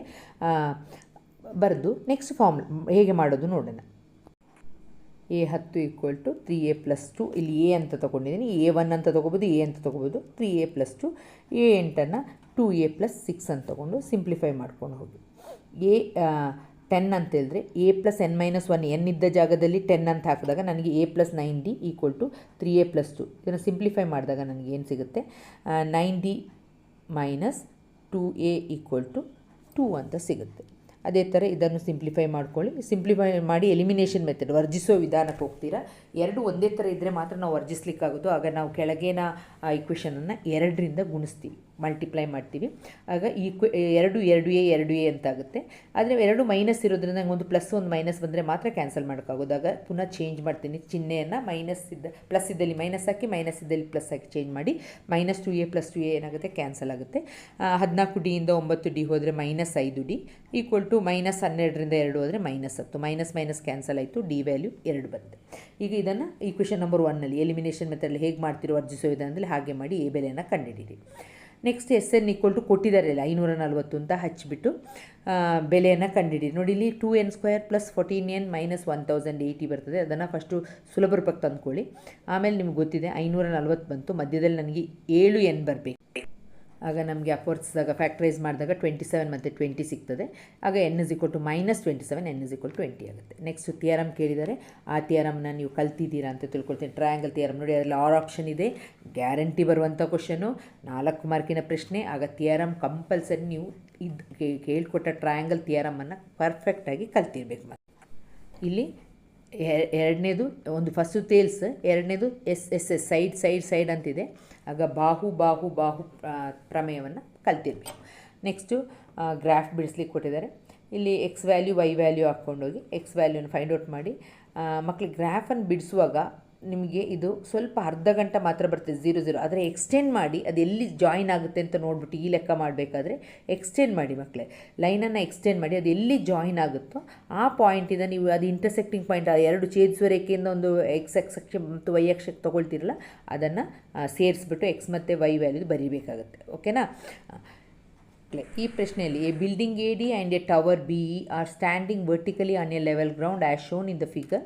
From the top of the building, a drone travels for 10 seconds and reaches the top of the tower along a straight line AB with an angle of elevation 30 degree. The angle of elevation from the bottom of the building to the top of the tower is 60 degree. The distance BD between them ಕೊಟ್ಟಿದ್ದಾರೆ 10√3. Find the height of the building, height of the tower, distance between the building and the tower and speed of the drone. 4 question ಇದರಲ್ಲಿ ಕೇಳಿದ್ದಾರೆ. ಪ್ರಶ್ನೆಯನ್ನು ಅರ್ಥ ಮಾಡ್ಕೊಳ್ಳಿ ಮಕ್ಕಳೇ. ಈ question ಕೊಟ್ಟಿದ್ದಾರೆ. Building AD ಚಿತ್ರ ನೋಡ್ಕೊಳ್ಳಿ, ಚಿತ್ರ ಸಹ ಬೇಕು ನಮಗೆ, ಚಿತ್ರ ಇಲ್ದಿರೆ ಮಾಡಲಿಕ್ಕಾಗಲ್ಲ. AD ಇದೊಂದು ಬಿಲ್ಡಿಂಗು, ಇದು ಟವರ್, ಇದು ಬಿಲ್ಡಿಂಗು, ಇದು ಗೋಪುರ ಅಂತ ಮಕ್ಕಳು. ಓಕೆನಾ? ಇದು ಬಿಲ್ಡಿಂಗು, ಇದು ಬಿಲ್ಡಿಂಗ್ ಅಂತ B ಅಂತ ಹಾಕ್ಕೊಳ್ತೀನಿ. ಬರ್ಕೊಳ್ಳಿ ಬಿಲ್ಡಿಂಗ್ ಅಂತ. ಇದೇನು ಟವರ್ ಅಂತಂದರೆ ಗೋಪುರ ಹೀಗೆ ಇದೆ. ಇದದ್ದು ಏನಂತ ಕೊಡಿದ್ರೆ ground as shown in the figure. Ground ಮೇಲೆ ಹೀಗಿದೆ. From the top of the building drone travels 10 seconds to reaches the top of the tower. ಇದು ಟಾಪ್ ಆಫ್ ದ ಬಿಲ್ಡಿಂಗ್ದು ಮೇಲಿನಿಂದ ಇಲ್ಲಿಗೆ ಯಾವುದು ಟವರ್ ಗೋಪುರದ ಮೇಲೆಗೆ ಹೋಗಬೇಕಾದ್ರೆ ಎಷ್ಟು ಸೆಕೆಂಡ್ಸ್ ತೊಗೊಳ್ತದಂತೆ? 10 ಸೆಕೆಂಡ್. ಏನು ಡ್ರೋನ್ ಇಲ್ಲಿಂದ ಇಲ್ಲಿಗೆ ಹೋಗಬೇಕಾದ್ರೆ 10 ಸೆಕೆಂಡ್ ತೊಗೊಳ್ತದಂತೆ. Along the straight A B ಲೈನಲ್ಲಿ ಹೋಗಬೇಕಾದ್ರೆ ವಿತ್ ಆ್ಯಂಗಲ್ ಆಫ್ ಇಲಿವೇಷನ್ ಅಂದರೆ ಉನ್ನತ ಕೋನ 30 ಡಿಗ್ರಿ. ಇಲ್ಲಿಂದ ನೋಡಬೇಕಾದ್ರೆ ಮೇಲೆಗೆ ಎಷ್ಟಾಗುತ್ತೆ? ಆ್ಯಂಗಲ್ ಆಫ್ ಇಲಿವೇಷನ್ 30 ಡಿಗ್ರಿ ಆಗುತ್ತೆ. The angle of elevation from the bottom of the building to the top of the tower. ಇದು ಬಾಟಮ್ ಆಫ್ ದ ಬಿಲ್ಡಿಂಗ್. ಇದು ಬಿಲ್ಡಿಂಗ್ ಅಲ್ವಾ, ಇದು ಬಾಟಮ್ ಆಫ್ ದ ಬಿಲ್ಡಿಂಗ್ ಕೆಳಗೆ. ಓಕೆ, ಇಲ್ಲಿಂದ ನಾವು ಟಾಪ್ ಆಫ್ ದ ಟವರ್ ಮೇಲೆಗೆ ನೋಡಿದಾಗ ಅದೇನಾಗಿರುತ್ತೆ? ಆ್ಯಂಗಲ್ ಆಫ್ ಎಲಿವೇಷನ್ ಇಲ್ಲಿ 60 ಡಿಗ್ರಿ ಕೊಟ್ಟಿದ್ದಾರೆ. 60 degree. And the distance B D between them, ಈ ಡಿಸ್ಟೆನ್ಸು ಕೊಟ್ಟಿದ್ದಾರೆ. ಇಲ್ಲಿಂದ ಬಿ ಡಿ ಡಿಸ್ಟೆನ್ಸ್ ಎಷ್ಟಂದರೆ 10√3. Find the height of the building. Height of the building ಅಂತ ಹೇಳಿದ್ರೆ ಇದ್ರದ್ದು ಹೈಟನ್ನು ಫೈಂಡ್ ಔಟ್ ಮಾಡಬೇಕು. ಇದು ಬಿಲ್ಡಿಂಗ್ದ ಹೈಟ್ ಎಷ್ಟು ಅಂತ ಫೈಂಡ್ ಔಟ್ ಮಾಡಬೇಕು. ಇದ್ರದ್ದು ಏನಂತ ಎ ಡಿಯನ್ನು ಫೈಂಡ್ ಔಟ್ ಮಾಡಬೇಕು. ಫೈಂಡ್ ಎ ಡಿ ಎಷ್ಟು ಅಂತ ಫೈಂಡ್ ಔಟ್ ಮಾಡಬೇಕು. Next height of the building ಮತ್ತು ಹೈಟ್ ಆಫ್ ದ ಟವರ್ ಯಾವುದನ್ನು? ಬಿ ಇಯನ್ನು ಫೈಂಡ್ ಔಟ್ ಮಾಡಬೇಕು. ಬಿ ಇ ಎಷ್ಟು ಅಂತ ಫೈಂಡ್ ಔಟ್ ಮಾಡಬೇಕು. ಓಕೆನಾ? And the distance between the building and the tower ಇದನ್ನು ಫೈಂಡ್ ಔಟ್ ಮಾಡಬೇಕು. ಇದನ್ನು ಡಿ ಇಯನ್ನು ಫೈಂಡ್ ಔಟ್ ಮಾಡಬೇಕು. ಅರ್ಥ ಆಯ್ತಲ್ಲ ಮಕ್ಕಳೇ? ಕೊಟ್ಟಿರೋದು ಯಾವುದಂತ ಸರಿಯಾಗಿ ನೋಡ್ಕೊಳ್ಳಿ. ಡಿ ಇಯನ್ನು ಫೈಂಡ್ ಔಟ್ ಮಾಡಬೇಕು. ಈಗ ಈ ಟ್ರಯಾಂಗಲ್ ತೊಗೊಂಡ್ರೆ ಎಲ್ಲ ರೈಟ್ ಆ್ಯಂಗಲ್ ಟ್ರಯಾಂಗಲ್ ತ್ರಿಭುಜ ತೊಗೊಂಡ್ರೆ ಈ ತ್ರಿಭುಜದ ಯಾವುದು? ಈ ಬಿ ಕಾಣ್ತಾ ಇದೆಯಲ್ವಾ? ಇಲ್ಲಿಂದ ಹೀಗೆ ಬಂದು ಡಿಗೆ ಬಂದು ಇಲ್ಲಿಂದ ಹೀಗೆ ಬಂದು ಈ ರೀತಿ ಒಂದು ತ್ರಿಭುಜ ಇದೆಯಲ್ವಾ? ಇದನ್ನು ತೊಗೊಂಡ್ರೆ ನನಗೆ ಈ ಬಿ ಇ ಸಿಗುತ್ತೆ. ಹೇಗೆ? ಟ್ಯಾನ್ 60 ಅಂತ ಹೇಳಿದರೆ ಆಪೋಸಿಟ್ ಬಿ ಇ ಅಭಿಮುಖ ಬೈ ಟ್ಯಾನ್ ಅಲ್ಲ, ಇಲ್ಲಿ ತೊಗೊಳ್ಬೇಕಾಗಿದ್ದು ಸೈನ್. ಇಲ್ಲಿ ಏನು ಕೊಟ್ಟಿದ್ದಾರೆ? ಹೈಪಾಟ್ನಿಸ್ ಬಂದಿದೆ, ಅಂದರೆ ವಿಕರ್ಣವನ್ನು ಕೊಟ್ಟಿದ್ದಾರೆ. ತ್ರಿಭುಜ, ಇದೊಂದು ತ್ರಿಭುಜ ಅಲ್ವಾ? ಇದೊಂದು ರೈಟ್ ಆ್ಯಂಗಲ್ ಟ್ರಯಾಂಗಲ್. ಇದನ್ನು ಇಲ್ಲಿ ಈ ಆ್ಯಂಗಲ್ ಕೊಟ್ಟಿದ್ದಾರೆ 60 ಡಿಗ್ರಿ ಅಂತ. ಇದನ್ನು ಕಂಡುಹಿಡಿಬೇಕು ಅಂತಂದರೆ ಇದು ಕೊಟ್ಟಿದ್ದಾರೆ. ಎಷ್ಟಂತ ಕೊಟ್ಟಿದ್ದಾರೆ? 10√3 ಅಂತ ಕೊಟ್ಟಿದ್ದಾರೆ. ಓಕೆನಾ? ಈ ಟ್ರಯಾಂಗಲ್ನ ನಾನು ಇಲ್ಲಿ ಸಣ್ಣದಾಗಿ ಬರ್ಕೊಂಡಿದ್ದು. ಆಗ ಇದನ್ನು ಕಂಡುಹಿಡಿಬೇಕಾದ್ರೆ ನಾನು ಏನು ಮಾಡಬೇಕಾಗ್ತದೆ? sin 60 ಮಾಡಬೇಕು. sin 60 ಅಂತ ಹೇಳಿದ್ರೆ ಆಪೋಸಿಟ್ ಬೈ ಹೈಪಾಟ್ನಿಸ್, ಅಭಿಮುಖ ಬೈ ವಿಕರ್ಣ ಅಲ್ವಾ? ಅಭಿಮುಖವನ್ನು ಕಂಡುಹಿಡಿಬೋದು. ಅಭಿಮುಖ ಏನಲ್ಲಿ? ಬಿ ಇ ಬೈ ವಿಕರ್ಣ ಕೊಟ್ಟಿದ್ದಾರೆ ಬಿ ಡಿ ಅಂತ. ಇದನ್ನು ಹಾಕಿ ಮಾಡ್ಬೋದು. ಅರ್ಥ ಆಯ್ತಲ್ವ? ಆಗ ಫಸ್ಟ್ ಇದು ಕಂಡುಹಿಡ್ದಂಗೆ ಆಗುತ್ತೆ. ಇದನ್ನು ಕಂಡುಹಿಡ್ದಾದ್ಮೇಲೆ ನಾವು ಇದನ್ನು ಕಂಡುಹಿಡಿಬೋದು. ಆಗ ಟ್ಯಾನ್ ಅಂತ ಬಳಸಬೇಕಾಗತ್ತೆ. ಓಕೆನಾ? ಈಗ ಪ್ರಶ್ನೆ ಅರ್ಥ ಆಗಿದೆ ಅಂತ ತಿಳ್ಕೊಳ್ತೀನಿ. ಕನ್ನಡ ಮೀಡಿಯಂ ಮಕ್ಕಳು ನೋಡ್ಕೊಳ್ಳಿ. ಚಿತ್ರದಲ್ಲಿ ತೋರಿಸಿದಂತೆ ಕಟ್ಟಡ ಕೊಟ್ಟಿದ್ದಾರೆ. ಉನ್ನತ ಕೋನ, ಕಟ್ಟಡದ ನಮ್ಮ ತುದಿಗೆ ನೋಡಿದಾಗ ಉನ್ನತ ಕೋನ ಎಷ್ಟು ಕೊಟ್ಟಿದ್ದಾರೆ? 30 ಡಿಗ್ರಿ. ಆಮೇಲೆ ಡ್ರೋನ್ನ ಬಿಟ್ಟರೆ 10 ಸೆಕೆಂಡಲ್ಲಿ ಮೇಲೆ ತಲುಪ್ತದೆ ಅಂತ ಕೊಟ್ಟಿದ್ದಾರೆ. ಮತ್ತು ಕಟ್ಟಡದ ಪಾದದಿಂದ ಗೋಪುರದ ತುದಿಗೆ ಇರುವ ಉನ್ನತ ಕೋನ 60 ಡಿಗ್ರಿ ಅಂತ ಕೊಟ್ಟಿದ್ದಾರೆ. ನಡುವಿನ ದೂರನ್ನು ಕೊಟ್ಟಿದ್ದಾರೆ. ಆಯಿತಾ? ಇಲ್ಲಿಂದ ನೋಡಿದಾಗ ಕಟ್ಟಡದ ಇದು ಗೋಪುರದ ಮೇಲಕ್ಕೆ ನೋಡಿದಾಗ 60 ಡಿಗ್ರಿ. ಇಲ್ಲಿಂದ ಕಟ್ಟಡದ ತುದಿಯಿಂದ ಗೋಪುರದ ಮೇಲೆ ನೋಡಿದಾಗ 30 ಡಿಗ್ರಿ. ಇಲ್ಲಿಂದಿರುವಂತಹ ದೂರ 10√3. ಏನನ್ನು ಕಂಡುಹಿಡಿಬೇಕು ಅಂತ ಹೇಳೋದನ್ನು ಹೇಳಿದ್ರೆ ಸೇಮ್ ಅದೇ ಥರ ಕಂಡುಹಿಡಿಬೇಕಾಗಿರೋದು ಮಕ್ಕಳೇ. ಈಗ ಸ್ಟೆಪ್ ಬೈ ಸ್ಟೆಪ್ ಹೋಗೋಣ. ಫಸ್ಟು ನಾವು sin 60 ಕಂಡುಹಿಡಿದು ಏನನ್ನು ಕಂಡುಹಿಡ್ಕೊಳ್ತೀವಿ? sin 60ಯಲ್ಲಿ 60 ಅಂದರೆ √3/2 answer equal to B E by 10√c. B ಅಂತ ಹೇಳಿದ್ರೆ ಇದು 10√c, ಇದು ಕೊಟ್ಟಿದ್ದಾರೆ √3 ಅಂತ ಹೇಳೋದು ಕೊಟ್ಟಿದ್ದಾರೆ. ಅದನ್ನು ಬರಿತೀನಿ. ಈಗ 10√3 ಮತ್ತು ಈ √3 ಅಡ್ಡಗುಣಕಾರ ಮಾಡಿದ್ರೆ √3 × √3 ಏನಾಗುತ್ತೆ? √3 ಹೋಲ್ ಸ್ಕ್ವೇರ್ಸ್ ರೂಟ್ ಕ್ಯಾನ್ಸಲ್ ಆಗಿ 10 × 3/2 ಆಗುತ್ತೆ. 2 5ಲಿ 10, 5 3ಲಿ 15. ಆಗ 15 B height of the tower ಗೋಪುರದ ಎತ್ತರ ಎಷ್ಟಾಯಿತು? 15 ಆಯಿತು. ನೆಕ್ಸ್ಟ್ ಬಿ ಡಿ ಟ್ರಯಾಂಗಲ್, ಇದೇ ಟ್ರಯಾಂಗಲ್ ಪುನಃ ಬಿ ಡಿ ಟ್ರಯಾಂಗಲಲ್ಲಿ ಈಗ ನನಗೆ ಯಾವ್ದು ಸಿಕ್ತು? ಇಲ್ಲಿಗೆ 15 ಅಂತ ಸಿಕ್ತಿದ್ದು. ಫುಲ್ ಎಷ್ಟು ಸಿಕ್ತು ನನಗೆ? 15 ಅಂತ ಸಿಕ್ತಲ್ಲ ಮಕ್ಕಳೇ? ಸಿಕ್ತು. ಇಲ್ಲಿಂದ ಇಲ್ಲಿ ತನಕ ನನಗೆ ಈಗ 15 ಅಂತ ನಾನು ಈಗ ತಾನೇ ಕಂಡಿಡಿದೆ. ಈಗ ಕಂಡಿಡ್ದಾದ್ಮೇಲೆ ಬಿ ಇ ಕಂಡಿಡಿದ್ಮೇಲೆ ಈಗ ನಾನು ಬಿ ಡಿ ಇದೇ ಟ್ರಯಾಂಗಲ್ ತೊಗೊಂಡು ಈಗ tan 60 ಅಂತ ಇದು ಗೊತ್ತಿದೆ, ಇದನ್ನು ಕಂಡುಹಿಡಿಯೋದು. ಅರ್ಥ ಆಯ್ತಲ್ವ? ಈ ಕೆಳಗಿನ ಲೈನ್ ಇದನ್ನು ಕಂಡುಹಿಡಿಯೋದು. ನನಗೆ ಇದು ಗೊತ್ತಿದೆ. ಆಗ ಟ್ಯಾನ್ ತೊಗೋಬೇಕು. ಯಾಕೆಂದರೆ ಟ್ಯಾನ್ ಆಗೋತ್ತಿಗೆ ಆಪೋಸಿಟ್ ಬಿ ಇ ಬೈ ಏನಾಗುತ್ತೆ? ಅಡ್ಜಸೆಂಟ್ ಅಲ್ವಾ? ಅಭಿಮುಖ ಬೈ ಪಾರ್ಶ್ವ ಆಗುತ್ತೆ. ಆಗ ಬಿ ಇ ಇದನ್ನು ಬಿ ಇ ಅಂತ ಬೈ ಡಿ ಇ ಅಂತ ಬರಿತೀನಿ. ಈಗ ಡಿ ಇ ಸಿಗುತ್ತೆ ಮಕ್ಕಳು. ನಮಗೆ ಏನಾಗುತ್ತೆ? tan 60 ಅಂದರೆ tan 60 ಬೆಲೆ √3 ಈಕ್ವಲ್ ಟು ಬಿ ಇ ಗೊತ್ತಿದೆ 15 ಡಿ ಇ. ಇದನ್ನು ಅಡ್ಡಗುಣಾಕಾರ ಮಾಡಿದಾಗ ಈ √3 ಕೆಳಗೆ ಬರುತ್ತೆ ಮಕ್ಕಳೇ. √3 ಇಂಟು √3 ಮಾಡಬೇಕು, ಯಾಕೆಂದರೆ ಇದು ಛೇದದಲ್ಲಿ √3 ಇದು ಬರಬಾರ್ದು. ನಮಗೆ ಛೇದವನ್ನು ಅಕರ್ಣೀಕರಣಗೊಳಿಸಬೇಕು, ರ್ಯಾಷನಲೈಸ್ ದ ಡಿನಾಮಿನೇಟರ್ ಮಾಡಬೇಕು. ಇಲ್ಲಿ √3 ಇರೋದ್ರಿಂದ 2 ನ್ಯೂಮರೇಟರ್ ಮೇಲೆ ಮತ್ತು ಡಿನಾಮಿನೇಟರ್ ಕೆಳಗೆ ಅಂಶ ಮತ್ತು ಛೇದವನ್ನು √3ರಿಂದ ಏನು ಮಾಡಬೇಕು, ಗುಣಿಸಬೇಕು. ಆಗ 15 √3 √3 ಇಂಟು √3 √3 ಹೋಲ್ ಸ್ಕ್ವೇರ್ ಏನಾಗುತ್ತೆ, ರೂಟ್ ಕ್ಯಾನ್ಸಲ್ ಆಗಿ 3 ಉಳ್ಕೊಳ್ಳುತ್ತೆ. ಆಗ 3 1 3 5 3 1 3 5 ಆಗ 5√3 ಆಗಿದೆ. ಯಾವುದು ಇದು ಎಷ್ಟು ಸಿಕ್ತು ನಮಗೆ, 5√3 ಸಿಕ್ತು ಮಕ್ಕಳೇ. ಇಲ್ಲಿ ನೋಡಿ 5√3 ಇದು ಸಿಕ್ತು ಅಂತ ಹೇಳಿದ ತಕ್ಷಣ ನಮಗೆ ಎ ಸಿ ಎಷ್ಟಾಯಿತು, ಎ ಸಿನೂ 5√3 ಆಗುತ್ತಲ್ವ ಅಲ್ವಾ. ನಮಗೆ ಇದು ಯಾವಾಗಲೂ ನೋಡ್ಕೋಬೇಕು, ಅಭಿಮುಖವಾಗಿರೋದು ಸಮ ಇರ್ತದೆ, ಈ ಥರನೇ ಬರುತ್ತೆ ಸಾಧಾರಣ ಮ್ಯಾಕ್ಸಿಮಮ್ ನಾವು ನೋಡ್ಕೊಂಡು ಮಾಡಬೇಕು. ಈಗ ನಮಗೆ ಇದು ಗೊತ್ತಾಗ್ಬಿಟ್ಟಿದ್ರೆ ನಾವು ಎ ಡಿನೂ ಬರೆದು ಬಿಡ್ಬೋದಿತ್ತು. ಆಗ ಅದನ್ನ ಕಂಡಿಡಿ ನೋಡೋಣ ಏನು ಮಾಡೋದು ಅಂತ. ನೆಕ್ಸ್ಟ್ ಸ್ಟೆಪ್ ಏನು ಮಾಡ್ತೀನಿ ಅಂತಂದರೆ, ಡಿಸ್ಟೆನ್ಸ್ ಕಟ್ಟಡ ಮತ್ತು ಗೋಪುರಗಳ ನಡುವಿನ ದೂರ 5√3 ಅಂತ ಬರೀತೀರ. ನೆಕ್ಸ್ಟ್ ಎ ಸಿ ಬಿ ಟ್ರಯಾಂಗಲ್ನ ತೊಗೊಳ್ತೀರಿ. ಇಲ್ಲಿ ಮೇಲಿದೆಯಲ್ಲ ಎ ಸಿ ಬಿ ಟ್ರಯಾಂಗಲ್, ಈ ಟ್ರಯಾಂಗಲ್ನ ಕಂಡಿರ್ತೀರಿ. ಈ ಟ್ರಯಾಂಗಲಲ್ಲಿ tan 30 = BC/AC ಅಂತ ಬರೀತೀರಿ. BC/AC ಅಂತಂದರೆ ಎ ಸಿ ನಮಗೆ ಗೊತ್ತಿದೆ 5√3 ಅಂತ, ಜಸ್ಟ್ ಸಬ್ಸ್ಟ್ಯೂಟ್ ಮಾಡಿ. tan 30 ಬೆಲೆ 1/√3, BC/AC ಅಂದರೆ 5√3 ಆಗುತ್ತೆ. ಕ್ರಾಸ್ ಮಲ್ಟಿಪ್ಲಿಕೇಶನ್ ಮಾಡಿ, ಆಗ ನಮಗೆ ಏನಾಗುತ್ತೆ, √3 ಕ್ಯಾನ್ಸಲ್ ಆಗಿ ನಮಗೆ ಏನು ಬರುತ್ತೆ, 5 ಸೆಂಟಿಮೀಟ್ರ್ ಬರುತ್ತೆ. ಆಗ BC ಅಂತ ಹೇಳೋದು ಎಷ್ಟಾಗುತ್ತೆ, BC 5 ಸೆಂಟಿಮೀಟ್ರ್ ಸಿಕ್ತು. ಓಕೆನಾ. ಇದು ಕ್ರಾಸ್ ಮಲ್ಟಿಪ್ಲಿಕೇಶನ್ ಮಾಡಿದಾಗ ನಮಗೆ √3 ಕ್ಯಾನ್ಸಲ್ ಆಗಿ 5 ಸೆಂಟಿಮೀಟ್ರ್ ಉಳ್ಕೊಳ್ಳೋದು. ಓಕೆ. ಈಗ BC 5 ಸೆಂಟಿಮೀಟ್ರ್ ಬಂತು ಅಂತ ಹೇಳಿದ ತಕ್ಷಣ ನಮಗೇನು ಕಂಡುಹಿಡಬೇಕಾಗುತ್ತೆ, AB ಕಂಡುಹಿಡಿಬೇಕಾಗುತ್ತೆ, ಡಿಸ್ಟೆನ್ಸ್ ಕಂಡುಹಿಡಿಬೇಕಾಗುತ್ತೆ. ಯಾಕೆ ಅಂತಂದರೆ ನಮಗೆ ಸ್ಪೀಡ್ ಕಂಡುಹಿಡಿಲಿಕ್ಕಿದೆ, ಅರ್ಥ ಆಯ್ತಲ್ವಾ.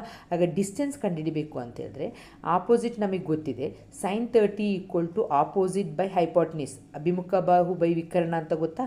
ಆಗ ವಿಕರ್ಣ ಕಂಡುಹಿಡಿದ್ರೆ ಮಾತ್ರ ನಮಗೆ ಮಾಡಲಿಕ್ಕಾಗೋದು. ಆಗ sin 30 ಅಂತ ಹಾಕಿ ನೆಕ್ಸ್ಟ್ ಏನು ಮಾಡಬೇಕು, ಅದೇ ಟ್ರಯಾಂಗಲ್ ABC ಟ್ರಯಾಂಗಲಲ್ಲಿ sin 30 ಆಪೋಸಿಟ್ ಅಂತ ಹೇಳೋದು BC/AB ಅಂತ ಬರ್ತದೆ. ನೋಡಿ ಚಿತ್ರ ನೋಡ್ಕೊಳ್ಳಿ, BC/AB ಅದನ್ನೇ ಬರಿತೀನಿ. BC ಅಂತ ಹೇಳಿದ್ರೆ 5 ಸೆಂಟಿಮೀಟರ್ AB ಮಾಡಿದಾಗ sin 30 ಬೆಲೆ ಎಷ್ಟಾಗುತ್ತೆ, 1/2. ಕ್ರಾಸ್ ಮಲ್ಟಿಪ್ಲಿಕೇಶನ್ ಮಾಡಿದಾಗ AB ಬೆಲೆ ಬಂದು 10 ಮೀಟ್ರ್ ಆಗುತ್ತೆ.